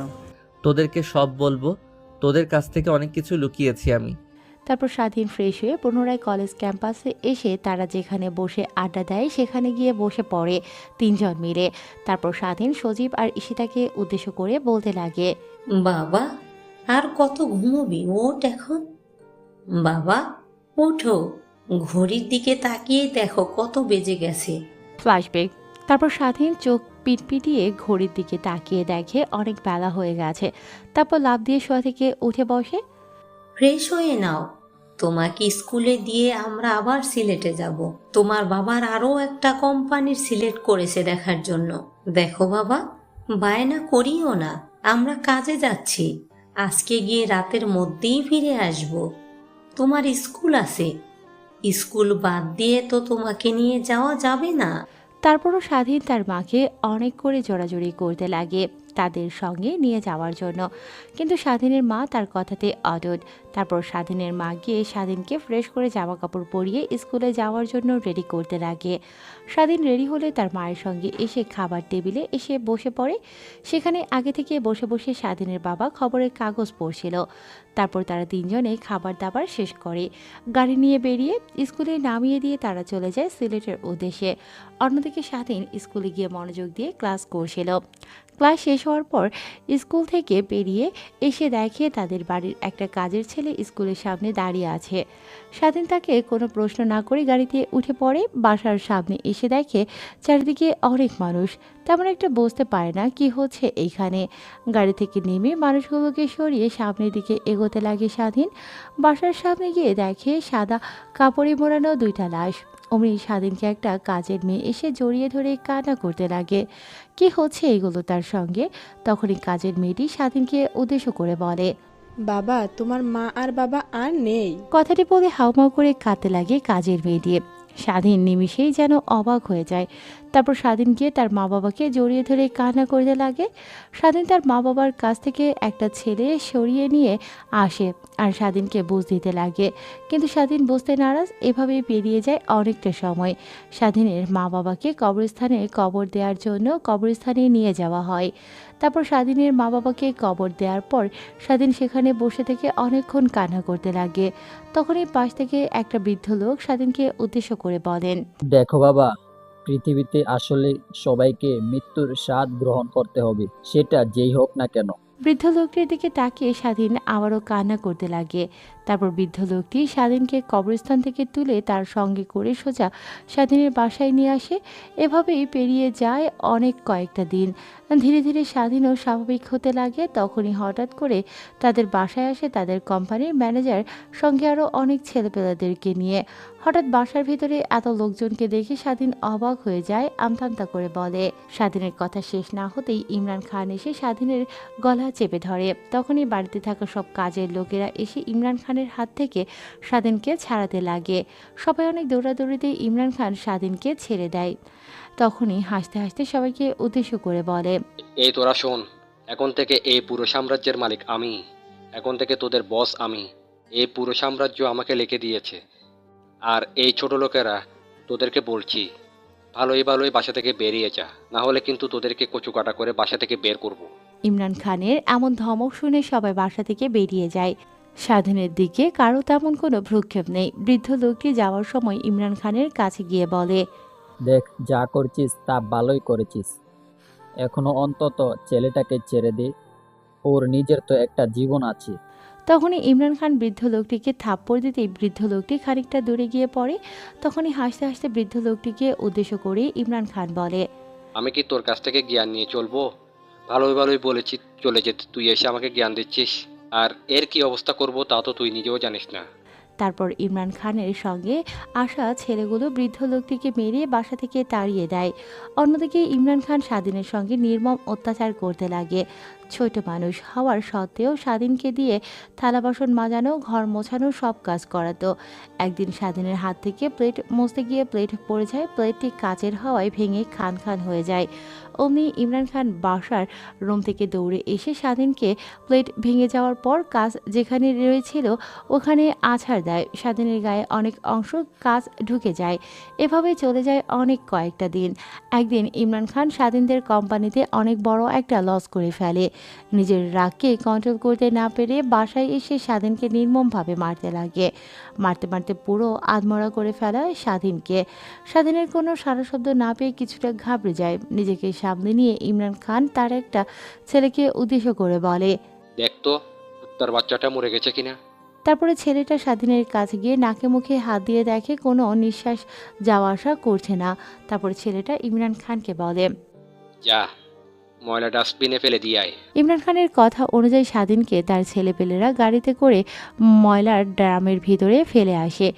সকালবেলা যখন ময়লার ড্রাম পরিষ্কার করতে আসে পরিষ্কার কর্মীরা, তখন স্বাধীনকে দেখে অবাক হয়ে যায়। নাকে হাত দিয়ে দেখেন নিঃশ্বাস যাওয়া আসা করছে। তারপর সেই লোকগুলো স্বাধীনকে গাড়ি করে হাসপাতালে নিয়ে ভর্তি করে। তারপর হাসপাতালে স্বাধীনকে জ্ঞান ফেরা হয়। স্বাধীনের পরিচয় জানতে চাইলে স্বাধীন বলে যে তার মা বাবা নেই। তারপর হাসপাতালে সব লোকেরা স্বাধীনকে অনাথ আশ্রমে রেখে আসেন। তারপর স্বাধীনের দিন কাটতে লাগে অনেক ভালোভাবেই। হঠাৎ একদিন স্বাধীনের ঘুম ভাঙে অনেক রাতে। এপাশ ওপাশ করে ঘুম আসে না, তাই রুমের বাহিরে দেখে তাদের অনাথ আশ্রমের উঠোনে অনেক মানুষের সমাগম। কালো ড্রেস পরিহিত, কালো চশমা দেখে যেন মনে হচ্ছে একটা গ্যাংস্টার সেখানে অনেকক্ষণ দাঁড়িয়ে থাকে আর তাদের কথোপকথন শোনে। চোখের পলকে তাদের দুজনের মধ্যে গোলাগুলি শুরু হয়। তখনই অনাথ আশ্রম থেকে অনাথ আশ্রমের যে মালিক সে বেরিয়ে আসে। তাদের সবাইকে শান্ত করে বোঝাতে লাগে। স্বাধীন সেখানে আর এক মুহূর্ত না দাঁড়িয়ে থেকে তার বেডে গিয়ে ঘুমানোর চেষ্টা করে। এভাবে পেরিয়ে যায় রাতটা। সকালের সময় সবাই খেলাধুলা করছে, কিন্তু এক জায়গায় স্বাধীন স্থিরভাবে বসে আছে। তখনই অনাথ আশ্রমে যে দেখাশোনা করে মালিক সে স্বাধীনের কাছে আসে। স্বাধীনকে এমন মনমরা দেখে ছেলেটি এগিয়ে এসে স্বাধীনকে উদ্দেশ্য করে বলে, বাবা, তোমার কি হয়েছে? এমন আনমনা হয়ে বসে আছো কেন? হঠাৎ এমন কথা শুনে স্বাধীন পাশ ফিরে অনাথ আশ্রমের মালিককে দেখে অবাক হয়ে যায়। লোকটির কাছ থেকে অনেকটা দূরে গিয়ে বসে পড়ে। অনাথ আশ্রমের মালিক ভ্যাবাচাকা খেয়ে যায়, ছেলেটি তার সঙ্গে এমন কেন করছে। অনাথ আশ্রমের মালিক পুনরায় গিয়ে স্বাধীনের কাছে বসে বলে, বাবা কি হয়েছে আমাকে বলো, আমি তোমার সমস্যার সমাধান করব। তখনই স্বাধীন আমতা আমতা করে বলে, কেন বাবা, তোমার এমন মনে হলো আমি অনেক বাজে? স্বাধীনের এমন কথা শুনে অনাথ আশ্রমের মালিক ভ্যাবাচাকা খেয়ে যায়। মুহূর্তে নিজেকে সামনে নিয়ে বলে, কি বলছো বাবা তুমি? কিছুই বুঝি না, বুঝিয়ে বলো একটু। ছেলেটার এমন কথা শুনে অনাথ আশ্রমের মালিক চমকে উঠে তখনই পুনরায় স্বাধীনকে বলে, তোমাদের রুমে দরজা লাগিয়ে দিইনি, জানা লাগিয়ে দিইনি বাইরে থেকে? স্বাধীনের এমন কথা শুনে অনাথ আশ্রমের মালিক অনেক রাগ হতে লাগে। তখন স্বাধীনের মাথায় হাত বোলাতে বোলাতে বলে, দেখো বাবা, তুমি যতদিন ধরে এখানে আছো কখনো কি কারোর সঙ্গে আমার খারাপ ব্যবহার দেখেছো? স্বাধীন মাথা দিয়ে না বোঝায়। তাহলে ভাবলে কি করে আমি এমন খারাপ কাজ করতে পারবো? আমি হলাম তোমরা যে ছবিটা দেখো সেই নায়ক। তখনই স্বাধীন আমতা আমতা করে বলে, নায়করা অনেক ভালো হয় কিন্তু সময় হারামিদেরকে কিন্তু নায়করা মারে, আমি হলাম সেই নায়ক। স্বাধীন অনাথ আশ্রমের মালিকের কথা বুঝতে পারে। তারপর তার সঙ্গে হাসি খুশিভাবে কথা বলতে লাগে। এভাবেই পেরিয়ে যায় অনেক বছর। স্বাধীনের বয়স যখন 15 বছর, তখন একদিন অনাথ আশ্রমে অনেকগুলো গ্যাংয়ের আক্রমণ হয়। স্বাধীন বুঝতে পারে না কি করবে। প্রত্যেকটা ছেলে অনেক ভীত হয়ে যায়। দরজা জানালা বাহির থেকে আটকানো, কোনোভাবে বাহিরে যাওয়া যাবে না। তখন স্বাধীন চুপি চুপি সিঁড়ি দিয়ে ছাদে চলে যায়। সেখানে গিয়ে দেখে আগে থেকে অনেকগুলো লাশ ছাদে পড়ে আছে। অনাথ আশ্রমের মালিককে ঘিরে চারপাশে অনেকগুলো মানুষ দাঁড়িয়ে আছে বন্দুক তাক করে। মনে হয় নিমিষের মধ্যেই লোকটাকে মেরে ফেলবে ওরা। তখন স্বাধীন বুঝতে পারে না কি করবে। সেখানে মরে পড়ে থাকা একটা লোকের হাত থেকে বন্দুক নিয়ে সেখানে দাঁড়িয়ে থাকা প্রত্যেকটা ছেলেদেরকেই স্বাধীন গুলি করে মারতে লাগে। অন্যদিকে অনাথ আশ্রমের মালিক বসে থেকে মৃত্যুর প্রহর গুনছিল। হঠাৎ কারো কোনো সারা শব্দ না শুনতে পেয়ে তাকিয়ে দেখে সবার নিথর দেহ মাটিতে পড়ে আছে। অন্যদিকে গুলিতে সাইলেন্সার লাগানো। দাঁড়িয়ে থাকা ছেলেগুলো বুঝতে পারে না কোন দিক থেকে গুলি করছে। অন্যদিকে অনাথ আশ্রমের মালিক চারিদিকে তাকিয়ে বোঝার চেষ্টা করে কি হলো এইখানে। তখনই স্বাধীন বন্দুক হাতে নিয়ে অন্য আরেকটি সিঁড়ি দিয়ে ছাদ থেকে নেমে অনাথ আশ্রমের মালিকের কাছে চলে যায়। অনাথ আশ্রমের মালিক স্বাধীনকে এমন অবস্থায় দেখে অবাক হয়ে যায়। তখনই অনাথ আশ্রমের মালিক স্বাধীনকে উদ্দেশ্য করে বলে, বাবা বাইরে এসেছো কেন? জলদি জলদি ভেতরে যাও, নাহলে তোমার কোনো ক্ষতি হয়ে যাবে। অনাথ আশ্রমের মালিকের এমন কথা শুনে স্বাধীন একটু মুচকি হাসি দেয়। স্বাধীন কেমন হাসছে দেখে আশ্রমের মালিক অবাক হয়ে যায়। চলো বাবা, হাসছো কেন এমন করে? স্বাধীনের এমন কথা শুনে অনাথ আশ্রমের মালিক অবাক হয়ে যায়। বসা থেকে উঠে স্বাধীনের কাছে গিয়ে জড়িয়ে ধরে বলতে লাগে, যাই না বাবা, তুমি না থাকলে আমার কি হতো আজ? নিশ্চয়ই আজকে লাশের বন্যা বইছে যেত এই অনাথ আশ্রমে। তুমি নিজেও জানো না কত বড় উপকার করলে এই অনাথ আশ্রমের। তারপর অনাথ আশ্রমের মালিক কাউকে ফোন করে, এই তোরা কই আছিস? অনাথ আশ্রমে চলে আয়, এইখানে আন্ডারওয়ার্ল্ডের ডন এনকে অ্যাটাক করেছিল। তোরা না থাকায় আমার সব ছেলেপুলেগুলো মরে গেছে, এখন শুধু আমি বেঁচে আছি। জলদি জলদি আয়, লাশগুলো এখান থেকে সরাতে হবে সকাল হওয়ার আগে। সকাল হয়ে গেলে কেউ দেখলে জানাজানি হলে আমাদের আবার অনেক ক্ষতি হয়ে যাবে। বস, আপনার কোনো ক্ষতি হয়নি তো? আবার আপনি ঠিক আছেন তো? আমি ঠিক আছি, আয় তোরা জলদি আয়। গ্যাংকে বাঁচিয়ে রাখার জন্য নতুন কাউকে পেয়ে গেছি। মানে বস, কি বলতে চাচ্ছেন বুঝিয়ে বলেন। তোরা অনাথ আশ্রমে চলে আয়, তারপর তোদেরকে বুঝিয়ে বলছি। কথাটা বলেই ফোন রেখে দেয় অনাথ আশ্রমের মালিক। তারপর স্বাধীন আর অনাথ আশ্রমের মালিক ওয়াশরুমে গিয়ে গায়ে লেগে থাকা রক্তগুলো ধুতে লাগে। একটু পর বাহিরে অনেকগুলো গাড়ির শব্দ শুনতে পায়। তারপর স্বাধীন আর অনাথ আশ্রমের মালিক ওয়াশরুম থেকে বের হয়ে দেখে তার ছেলেপেলেগুলো এসেছে। গাড়ি থেকে নেমে দৌড়ে অনাথ আশ্রমের মালিকের কাছে এসে দেখে আর বলতে লাগে, আপনি ঠিক আছেন তো? আপনার সঙ্গে কথা বলার পরে জানতে পারলাম যে এনকে তার ছেলেপেলেদেরকে নিয়ে আপনাকে আক্রমণ করেছে। তাই আর এক মুহূর্ত ওয়েস্ট না করে সোজা এখানে চলে এসেছি।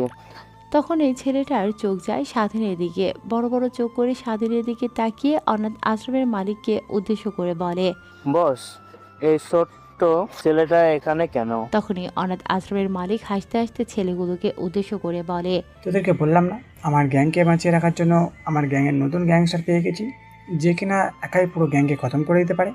মানে কি বোঝাতে চাচ্ছেন? মানে হলো আজ থেকে এই গ্যাংয়ের নতুন মেম্বার বা তোদেরও বস স্বাধীন।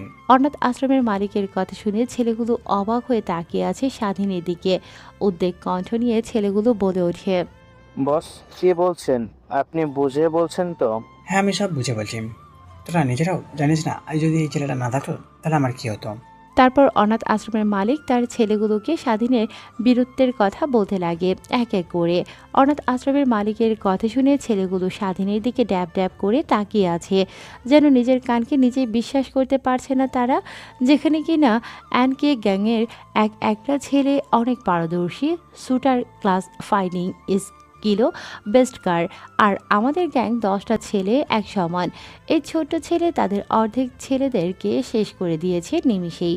তারপর ছেলেগুলো এসে স্বাধীনকে কোলে তুলে নাচাতে লাগে। স্বাধীন তাদের সঙ্গে অনেক আনন্দ করতে লাগে। এভাবেই পেরিয়ে যায় অনেক কয়েকটা দিন। ধীরে ধীরে স্বাধীন তাদের প্রত্যেকটা মিশরে তাদের সঙ্গে থেকে হাতে হাত লাগিয়ে কাজ করে ধীরে ধীরে অ্যাশেজ গ্যাং বিশ্বের দরবারে নাম করে তোলে, যেখানে অ্যাশেজ গ্যাং হয়ে ওঠে বাংলাদেশের টপ অ্যান্ড গ্যাং। এভাবে পেরিয়ে যায় অনেক কয়েকটা দিন।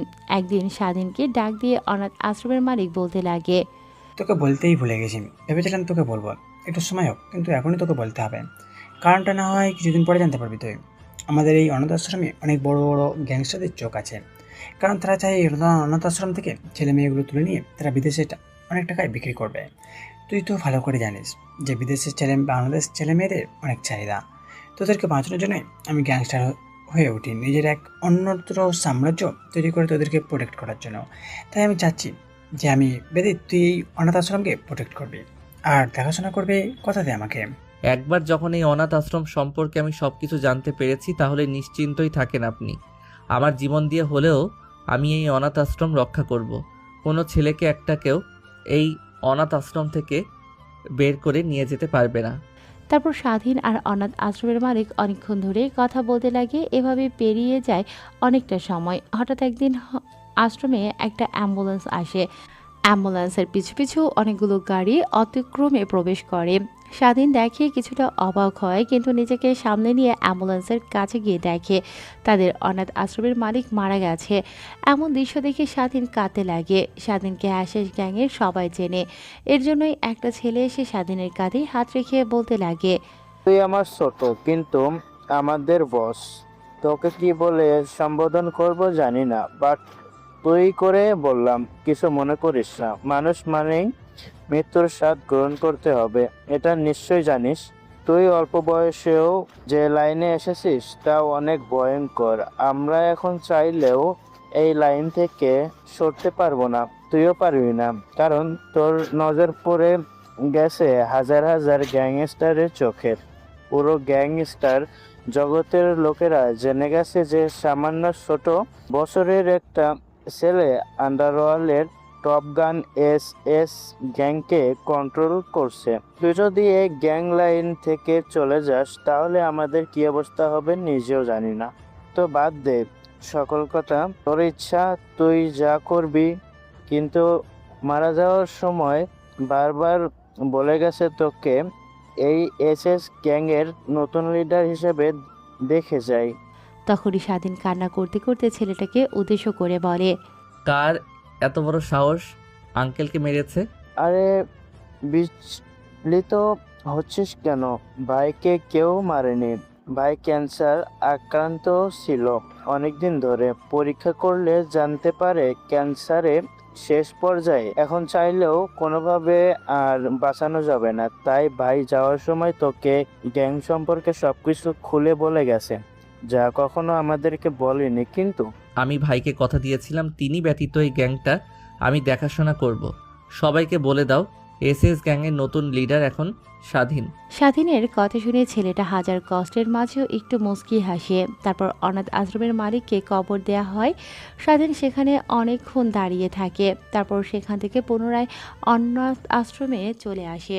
ধীরে ধীরে দিনটা পেরিয়ে রাত যখন নামে তখন স্বাধীন তাগানদের গ্যাংয়ের প্রত্যেকটা ছেলেকে ফোন করে আর বলে, তোমরা সবাই শোনো, আজকে যেহেতু আঙ্কেল মারা গেছে তাহলে নিশ্চয়ই বড় বড় গ্যাংস্টাররা আজকে আক্রমণ করবে অনাথ আশ্রমে। তো যেভাবেই হোক তাদের হাত থেকে আমাদেরকে অনাথ আশ্রমটা রক্ষা করতে হবে। আচ্ছা, তাহলে আজকে আমি আমার প্রত্যেকটা ছেলেপেলেদেরকে নিয়ে অনাথ আশ্রমে আসছি। ফোনটা রেখে দিয়ে ছেলেগুলো আর প্রত্যেকটা গ্যাং স্টাফকে ফোন করে অনাথ আশ্রমে আসার জন্য। তারপর অনাথ আশ্রমে এসে যে যার জায়গা মতো গিয়ে বসে পড়ে। কেউ ছাদে গান নিয়ে দাঁড়িয়ে আছে, কেউ উঠোনের মধ্যে মেশিন গান নিয়ে দাঁড়িয়ে আছে। এভাবে বেরিয়ে যায় অনেকটা সময়। মধ্যরাতে অনাথ আশ্রমের মেইন গেটের বাহির থেকে অনেকগুলো কুকুরের শব্দ শুনতে পায়। তারা বুঝতে পারে নিশ্চয়ই কোনো ঝামেলা আছে। সেদিকে না গিয়ে তারা যে যার জায়গায় বসে অপেক্ষা করতে লাগে তাদের আসার। একটু পর মেন গেট ভেঙে একটা গাড়ি অনাথ আশ্রমের ভিতরে প্রবেশ করে। তার পিছু পিছু আরও অনেক গাড়ি মেন গেটের ভিতরে প্রবেশ করে। অমনি স্বাধীন ওকিটকি হাতি নিয়ে প্রত্যেককে উদ্দেশ্য করে বলে, এখন কেউ ফায়ার করবে না। ওরা সবাই যখন যে যার গাড়ি থেকে নেমে আসবে একত্র হয়ে আমাদের দিকে আক্রমণ করবে, তখন চারদিক থেকে তাদের উপর গুলি বর্ষণ করো। কথাটি বলে স্বাধীন পেছনে গিয়ে কাউকে বোঝাতে না দিয়ে দরজাটা পুনরায় ঠিক করে বাহির থেকে শক্ত চেন দিয়ে আটকে দেয়, যেন কোনোভাবে আর ভেতর থেকে কেউ বাইরে যেতে না পারে। তারপর স্বাধীন দেওয়াল টপকে পুনরায় অনাথ আশ্রমের ভেতরে ঢুকে পড়ে। অনেকক্ষণ সময় অতিক্রম হওয়ার পরও কেউ গাড়ি থেকে বের হচ্ছে না দেখে সবাই এভাবে অনেকটা সময় পেরিয়ে যাওয়ার পর এক এক করে সবাই গাড়ি থেকে বের হতে লাগে।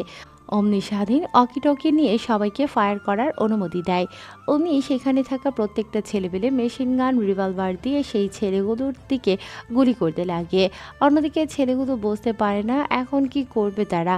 ভেবেছিল যে অ্যাশ গ্যাংয়ের লিডার হয়তো মারা গেছে, তাহলে এই গ্যাং আর কেউ দেখাশোনা করছে না। অনায়াসেই এই অনাথ আশ্রম থেকে ছেলেগুলোকে কিডন্যাপ করে বাহিরে নিয়ে যাওয়া যাবে। তারপর ছেলেগুলোকে বিদেশে বিক্রি করে অনেক টাকা পাবে তারা।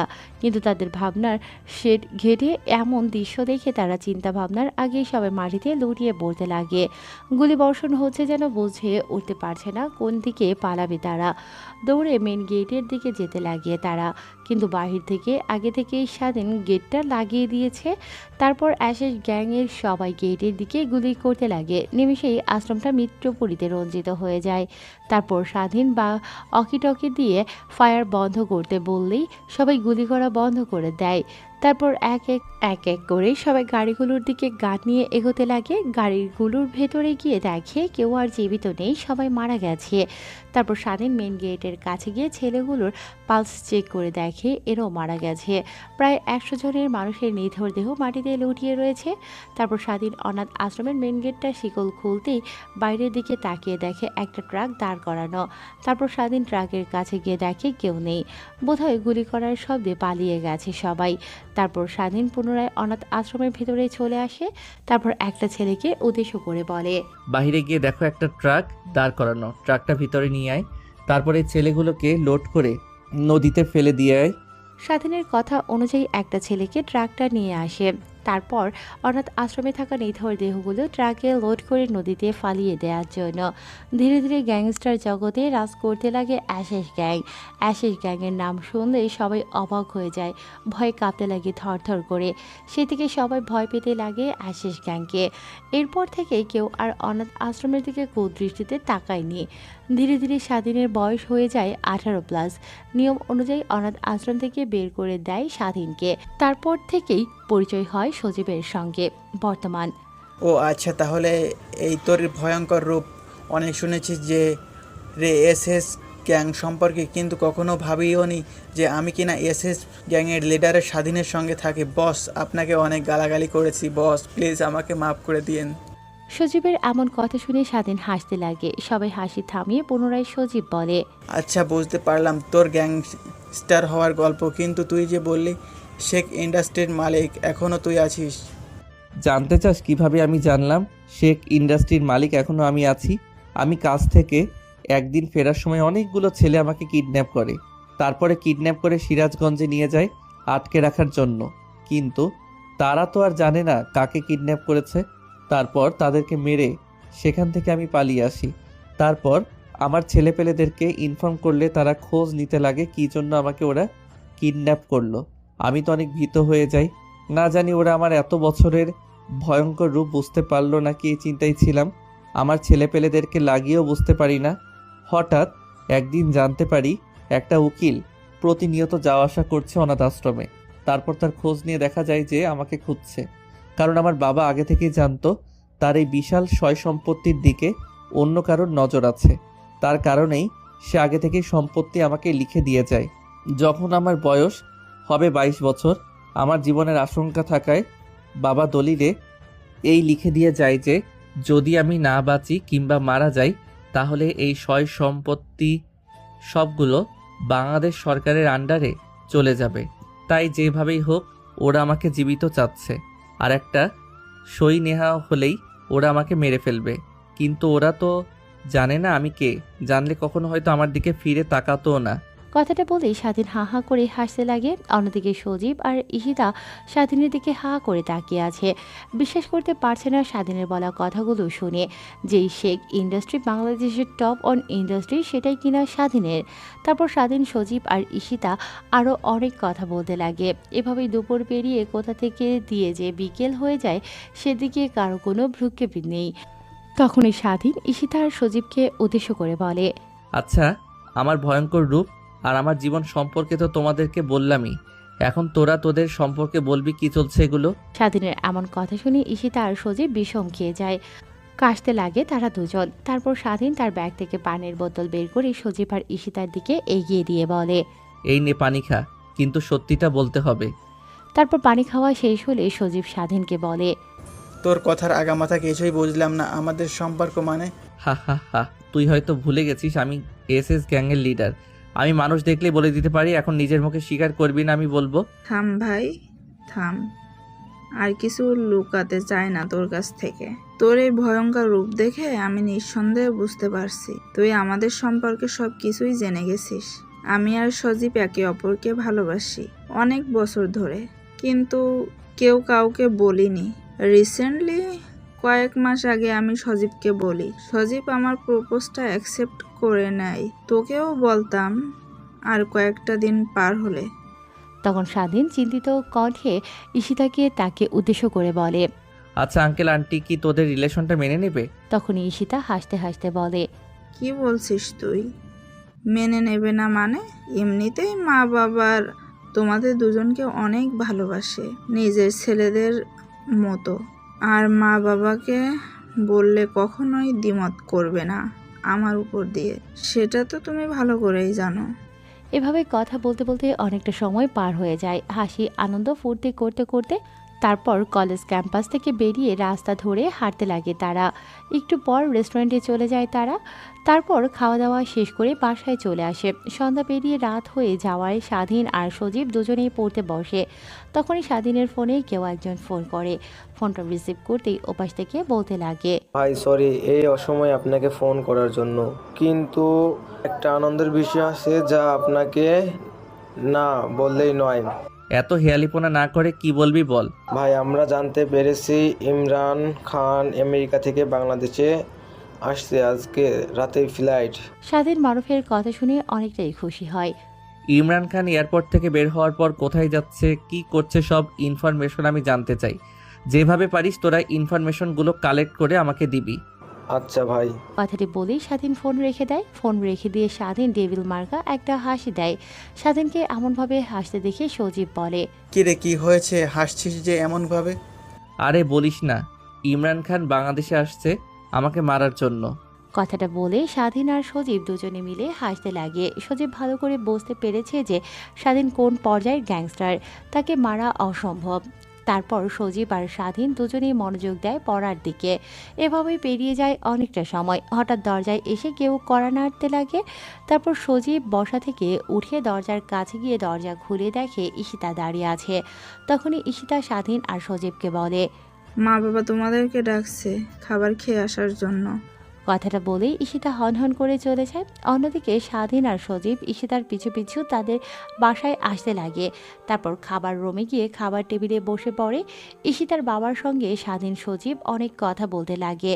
তারপর খাওয়া দাওয়া শেষ করে পুনরায় তারা দুজনে তাদের রুমে চলে আসে। তারপর স্বাধীন সজীবকে তার অতীতের বিষয়ে জানতে চাইলে সজীব বলে, আমি আমার অতীত সম্পর্কে কিছুই জানি না। জ্ঞান হওয়ার পর থেকে আমি অনাথ আশ্রমে দেখেছি নিজেকে। সজীবের কথা শুনে স্বাধীন বাকরুদ্ধ হয়ে যায়, কারণ স্বাধীন একটু হলেও মা বাবার আদর পেয়েছে, কিন্তু অন্যদিকে সজীব কিছুই পায়নি। স্বাধীন এও বুঝতে পারে যে সজীব অনেক দিন ধরে অনাথ আশ্রম থেকে বড় হয়েছে। তারপর স্বাধীন আর সজীব দুজনে আরও অনেক কথা বলে ঘুমিয়ে পড়ে। সকালে ঘুম ভাঙে স্বাধীনের ফোন আসায় বালিশের নিচ থেকে ফোনটি বের করে দেখে মারুফ ফোন করেছে। তারপর ফোনটা রিসিভ করে কানের কাছে ধরতেই ওপাশ থেকে মারুফ বলে, ভাই, ইমরান খান বাংলাদেশে চলে এসেছে, আর বাংলাদেশে এসেই ইমরান খান মাস্টার প্ল্যান তৈরি করেছে ওদের গ্যাংয়ের। আমার একটা ছেলে আছে, ওর কাছে থেকে খবর পেলাম ওরা নাকি আন্ডারওয়ার্ল্ডের সব ডনকে একত্রে করেছে আপনাকে মারার জন্য। মারুফের কথা শুনে ফোনের এপাশ থেকে স্বাধীন হাসতে লাগে। স্বাধীনকে এমনভাবে হাসতে দেখে মারুফ পুনরায় বলে, হাসছেন কেন? সব আন্ডারওয়ার্ল্ড ডনরা যদি আমাদের উপর একত্র হয়ে আক্রমণ করে তাহলে আমাদের কি অবস্থা হবে বুঝতে পারছেন? তোরা এখনো আমার ভয়ঙ্কর রূপ দেখিসনি। ভয়ঙ্কর রূপ দেখলে কখনোই এই কথা বলতি না তোরা। ওরা আন্ডারওয়ার্ল্ডের সব ডন কেন, পৃথিবীর সব ডন একত্র হলেও আমার সঙ্গে পারবে না। স্বাধীনের এমন আহামরি কথা শুনে মারুফ অবাক হয়ে যায়। পুনরায় স্বাধীনকে উদ্দেশ্য করে বলে, বস, আপনার কনফিডেন্স দেখে তো আমি নিজেই অবাক হয়ে যাচ্ছি। শোন, আমি এসএস গ্যাংয়ের নামক একটা আমি রেডি করেছি। প্রত্যেক জনের শ্যুট স্পেশালি সেকেন্ডের মধ্যেই গুলি করে শত শত মানুষকে মেরে ফেলতে পারে। সেটা না হয় নিশ্চয়ই দেখতে পারবি তোরা। তা বাদ দে সেসব কথা। তা তুই কি জানতে পেরেছিস ওরা কবে আমার উপর আক্রমণ করবে? তা তো জানতে পারিনি, শুনলাম আগামীকালকেই নাকি এসব আন্ডারওয়ার্ল্ড ডনরা ঢাকায় একত্রে হবে ইমরান খানের গোডাউন ঘরে। আমি তো এই দিনটারই অপেক্ষায় ছিলাম। তা ভালোই হলো, আগামীকালকে হবে ওদের শেষ দিন। কথাটা বলে স্বাধীন মারুফের সঙ্গে আরও কিছুক্ষণ কথা বলে ফোন রেখে দেয়। সজীবের দিকে তাকিয়ে দেখে ও ঘুমাচ্ছে। ফোন রেখে বিছানাতে গা এলিয়ে দিতেই ফজরের আজান হয়। স্বাধীন শুয়ে না থেকে সজীবকে ডাক দিয়ে দুজনে উঠে ওয়াশরুমে গিয়ে ফ্রেশ হয়ে অজু করে নামাজ পড়ার জন্য মসজিদে চলে যায়। তারপর তারা দুজনে নামাজ পড়ে কিছু দূর হাঁটাহাঁটি করে পুনরায় বাসায় চলে আসে। এভাবে পেরিয়ে যায় দিনটা। রাতের বেলা স্বাধীন ফোন নিয়ে ছাদে চলে যায়। ছাদের এক কোণায় গিয়ে একটা নাম্বারে ফোন করে স্বাধীন। ভাই, কেমন আছেন আপনি? এতদিন পর আমাদেরকে ফোন করলেন যে? আসলে তোদের খোঁজ খবর নেওয়ার জন্য ফোন করলাম। ভাই, আল্লাহর অশেষ কৃপায় আর আপনাদের অনেক কৃপায় ভালো আছি। তা তোদের ট্রেনিং কেমন হচ্ছে? ভাই, তার বলতে প্রত্যেকটা ছেলেকে এমন ট্রেনিং দিচ্ছি যে ওরা একজনই 10-20 জনকে নিমিষেই খেয়াল করে ফেলবে। ভালো, আগামীকালকে সবাইকে আমার লাগবে। সময় মতো তোর নাম্বারে অ্যাড্রেসটা টেক্সট করে দেব, তখন তুই চলে যাস। তোর দলবল নিয়ে মনে থাকে যেন। ঠিক আছে ভাইয়া, মনে থাকবে। কথাটি বলে স্বাধীন ফোন কেটে দেয়। পুনরায় রুমের ভিতর এসে শুয়ে পড়ে। এভাবে পেরিয়ে যায় রাতটা। পরের দিন সকালে ঘুম থেকে উঠে সজীব, ঈশিতা, স্বাধীন তিনজনে যায় কলেজে। এভাবেই পেরিয়ে যায় সেই দিনটা। রাতের বেলা স্বাধীন সজীব দুজনেই পড়ছিল। তখনই স্বাধীন ফোনের দিকে তাকিয়ে দেখে রাত 8টা বেজে গেছে। তারপর সজীবকে সব কথা খুলে বলে স্বাধীন বেরিয়ে পড়ে বাসা থেকে। স্বাধীন বাড়ি থেকে বের হতেই রাস্তার সামনে একটা মাইক্রো দাঁড়িয়ে। তারপর স্বাধীনকে নিয়ে মাইক্রোতে উঠে পড়ে। তখনই স্বাধীন তার প্যান্টের পকেট থেকে ফোন বের করে মোস্তাফিজুরকে কোথায় যাবে সেই লোকেশন পাঠিয়ে দেয়। গাড়ি চলছিল তার আপন গতিতে। একটু পর গাড়ি গিয়ে ব্রেক করে একটা পরিত্যক্ত বাড়ির সামনে। স্বাধীন গাড়ি থেকে নেমে গুটি গুটি পা করে সেই পরিত্যক্ত বাড়ির দিকে যেতে লাগে। কিছু দূর এগিয়ে যেতেই দেখে অনেকগুলো মাইক্রো দাঁড় করা, প্রায় 30-40টা হবে। স্বাধীন বুঝতে পারে না ইমরান খানের কথা মতো বাংলাদেশের সব আন্ডারওয়ার্ল্ডের ডনরা একত্র হয়েছে তাকে মারার জন্য। সেখানে আর এক মুহূর্ত না দাঁড়িয়ে থেকে স্বাধীন গোডাউন ঘরে দরজা দিয়ে গোডাউন ঘরে প্রবেশ করে। অন্যদিকে ইমরান খান আর সব আন্ডারওয়ার্ল্ডের ডনেরা কথা বলছিল কিভাবে স্বাধীনকে মারা যায়। তখনই স্বাধীন দরজা দিয়ে সেখানে প্রবেশ করে। ইমরান খানের সেদিকে নজর যেতেই স্বাধীনকে উদ্দেশ্য করে বলে, কে তুই? ওকে তো ঠিক চিনলাম না। স্বাধীন হাসতে হাসতে ইমরান খানের কাছে আসতে লাগে আর বলতে লাগে, কিরে, তুই চিনতে পারিসনি আমাকে? তা চিনবে কেমন করে? সেই ছোটবেলায় দেখেছিস। কে তুই আর কি বলছিস এগুলো? যাকে মারার জন্য বাংলাদেশের সব আন্ডারওয়ার্ল্ডের গ্যাংকে একত্র করেছিস তাকে চিনছিস না? মানে তুই স্বাধীন? স্বাধীন হাসতে হাসতে, হ্যাঁ, আমি স্বাধীন। যাক, ভালোই হলো, তোকে আর খুঁজতে হলো না আমাদেরকে। অনেক তো নাম শুনেছি, কিন্তু তুই যে এত বোকা তা তো জানতাম না। একা একা এখানে এসেছিস, সঙ্গে করে একটা ছেলেদেরকেও নিয়ে আসিসনি। তোদের মতো চুনোপুটিদের মারার জন্য আমি একাই যথেষ্ট। স্বাধীনের কথা শেষ হতেই স্বাধীনের দিকে ধেয়ে আসে একটা ছেলে স্বাধীনকে মারার জন্য। স্বাধীনের কাছে আসতেই স্বাধীন ছেলেটির মাথায় একটা ঘুষি মারে। ছেলেটি ছিটকে গিয়ে খানিকটা দূরে গিয়ে পড়ে। ছেলেটার দেখা দেখি অনেকগুলো ছেলে আসে স্বাধীনকে মারার জন্য। স্বাধীন ওই ছেলেগুলোকেও কচু কাটার মতো মারতে লাগে। স্বাধীন এতগুলো ছেলেকেও মারার পরও গোডাউন ঘরে তাও নিম্নপক্ষে 100-এর উপরে মানুষ আছে। তখনই অনেকগুলো ছেলে গোডাউন ঘরের ওপর থেকে স্বাধীনের দিকে বন্দুক তাক করে ধরে থাকে। তখনই ইমরান খান পুনরায় স্বাধীনকে উদ্দেশ্য করে হাসতে হাসতে বলে, আমার ভুল হয়ে গেছিল। জানিস, তোর বাবা মার সঙ্গে যদি তখনই তোকে মেরে ফেলতাম তাহলে আজ এত কিছু হতো না। সেসব কথাও বাদ দিলাম, তোকে মেরে ময়লার ডাস্টবিনে ফেলে আসাটাই ভুল ছিল আমার। যদি নদীতে ভাসিয়ে দিতাম তাহলে আর তো বাঁচতি না, আর আমার এত এত ক্ষতিও করতে পারতি না। ইমরান খান কথাগুলো বলে তার প্রত্যেকটা ছেলেকে যেই বলবে তাদেরকে ফায়ার করার জন্য ইমরান খান ছেলেগুলোর দিকে তাকিয়ে দেখে ছেলেগুলো সেখানে মাটিতে পড়ে আছে। ইমরান খান বুঝতে পারে না এই অল্প সময়ের মধ্যে কি হলো এখানে। তারপর সেখানে থাকা আরও অনেক ছেলেবেলেদের উপরে গুলি বর্ষণ হতে লাগে। কেউ বুঝতে পারে না কোথা থেকে গুলি এসে লাগছে তাদের গায়ে। নিমেষেই যেন হাস্যোজ্জ্বল গোডাউন ঘরটা মৃত্যুপুরী হয়ে যায়। ইমরান খানের সঙ্গে দেখা করতে আসা সবাই যেন লাশে পরিণত হয়ে গোডাউন ঘরের মাটিতে শুয়ে রয়েছে। ইমরান খান নিমেষেই এর মধ্যে এমন দৃশ্য দেখে নিজের চোখকে যেন বিশ্বাস করতে পারছে না, আর আনমনেই ভাবছে, স্বাধীনের এমন ভয়ঙ্কর রূপ দেখে হয়তো আন্ডারওয়ার্ল্ডের বড় বড় ডনরা ওকে দেখে ভয় পায়, কিন্তু আমি কি জন্য যে ওর সঙ্গে পাঙ্গা নিতে গেলাম। কথাগুলো আনমনেই ভাবছিল ইমরান খান। স্বাধীন ইমরান খানের সামনে এসে তুড়ি বাজাতেই ইমরান খানের ধ্যান ভাঙে। আমতা আমতা করতে করতে স্বাধীনের পায়ে লুটিয়ে পড়ে ইমরান খান। আমাকে প্লিজ মাফ করে দাও, আমি তোমার সম্বন্ধে জেনেও ভুল করেছি, প্লিজ আমাকে ক্ষমা করে দাও। ইমরান খানের এমন কথা শুনে স্বাধীন হা হা করে হাসতে লাগে। স্বাধীন নিমিষেই নিজের হাসি থামিয়ে দিয়ে অশ্রুমাখা কণ্ঠ নিয়ে ইমরান খানকে বলে, তোকে মাফ করে দিতাম যদি না জানতে পারতাম তুই আমার মা বাবার খুনি। আমার মা বাবার খুনিকে আমার চোখের সামনে দেখতে পেয়েও আমি কিভাবে ছেড়ে দেই বল। কথাটা বলছিল তখনই গোডাউন ঘরের ভেতরে এক এক করে স্বাধীনের আর্মি গ্যাং প্রবেশ করে। প্রত্যেকের হাতের বড় বড় রাইফেল সাইলেন্সার লাগানো। প্রত্যেক ছেলেদেরকে দেখে এমন মনে হচ্ছে ওরা যেন এক একজন বড় বড় আর্মি কমান্ডার। তারপর স্বাধীনের কাছে এসে একটা ছেলে বলে, ভাই আমাদের আসতে একটু লেট হয়ে গেছে, আপনার কোনো সমস্যা হয়নি তো? না, কোনো সমস্যাই হয়নি। এখন এই গোডাউন ঘরটা পরিষ্কার কর, অপবিত্র রক্ত দিয়ে রঞ্জিত হয়ে আছে। তারপর সবাইকে একত্রে করে এই গোডাউন ঘরটা পরিয়ে দে। কথাটি বলা শেষ করে স্বাধীন ইমরান খানের দিকে এক পলকে ইমরান খানের মাথা বরাবর একটা গুলি করে দেয়। গুলি করা শেষে মাটিতে পড়ে থাকা ইমরান খানের লাশের দিকে তাকিয়ে বলে, তোকে অনেক যন্ত্রণা দিয়ে মারতাম, কিন্তু তা করলাম না। আমি জানি মরার থেকে যন্ত্রণা কতটা কষ্টদায়ক। তারপর স্বাধীন গোডাউন ঘর থেকে বেরিয়ে আসে। তারপর এপাশ ওপাশ তাকিয়ে দেখে একটা টিউব কল।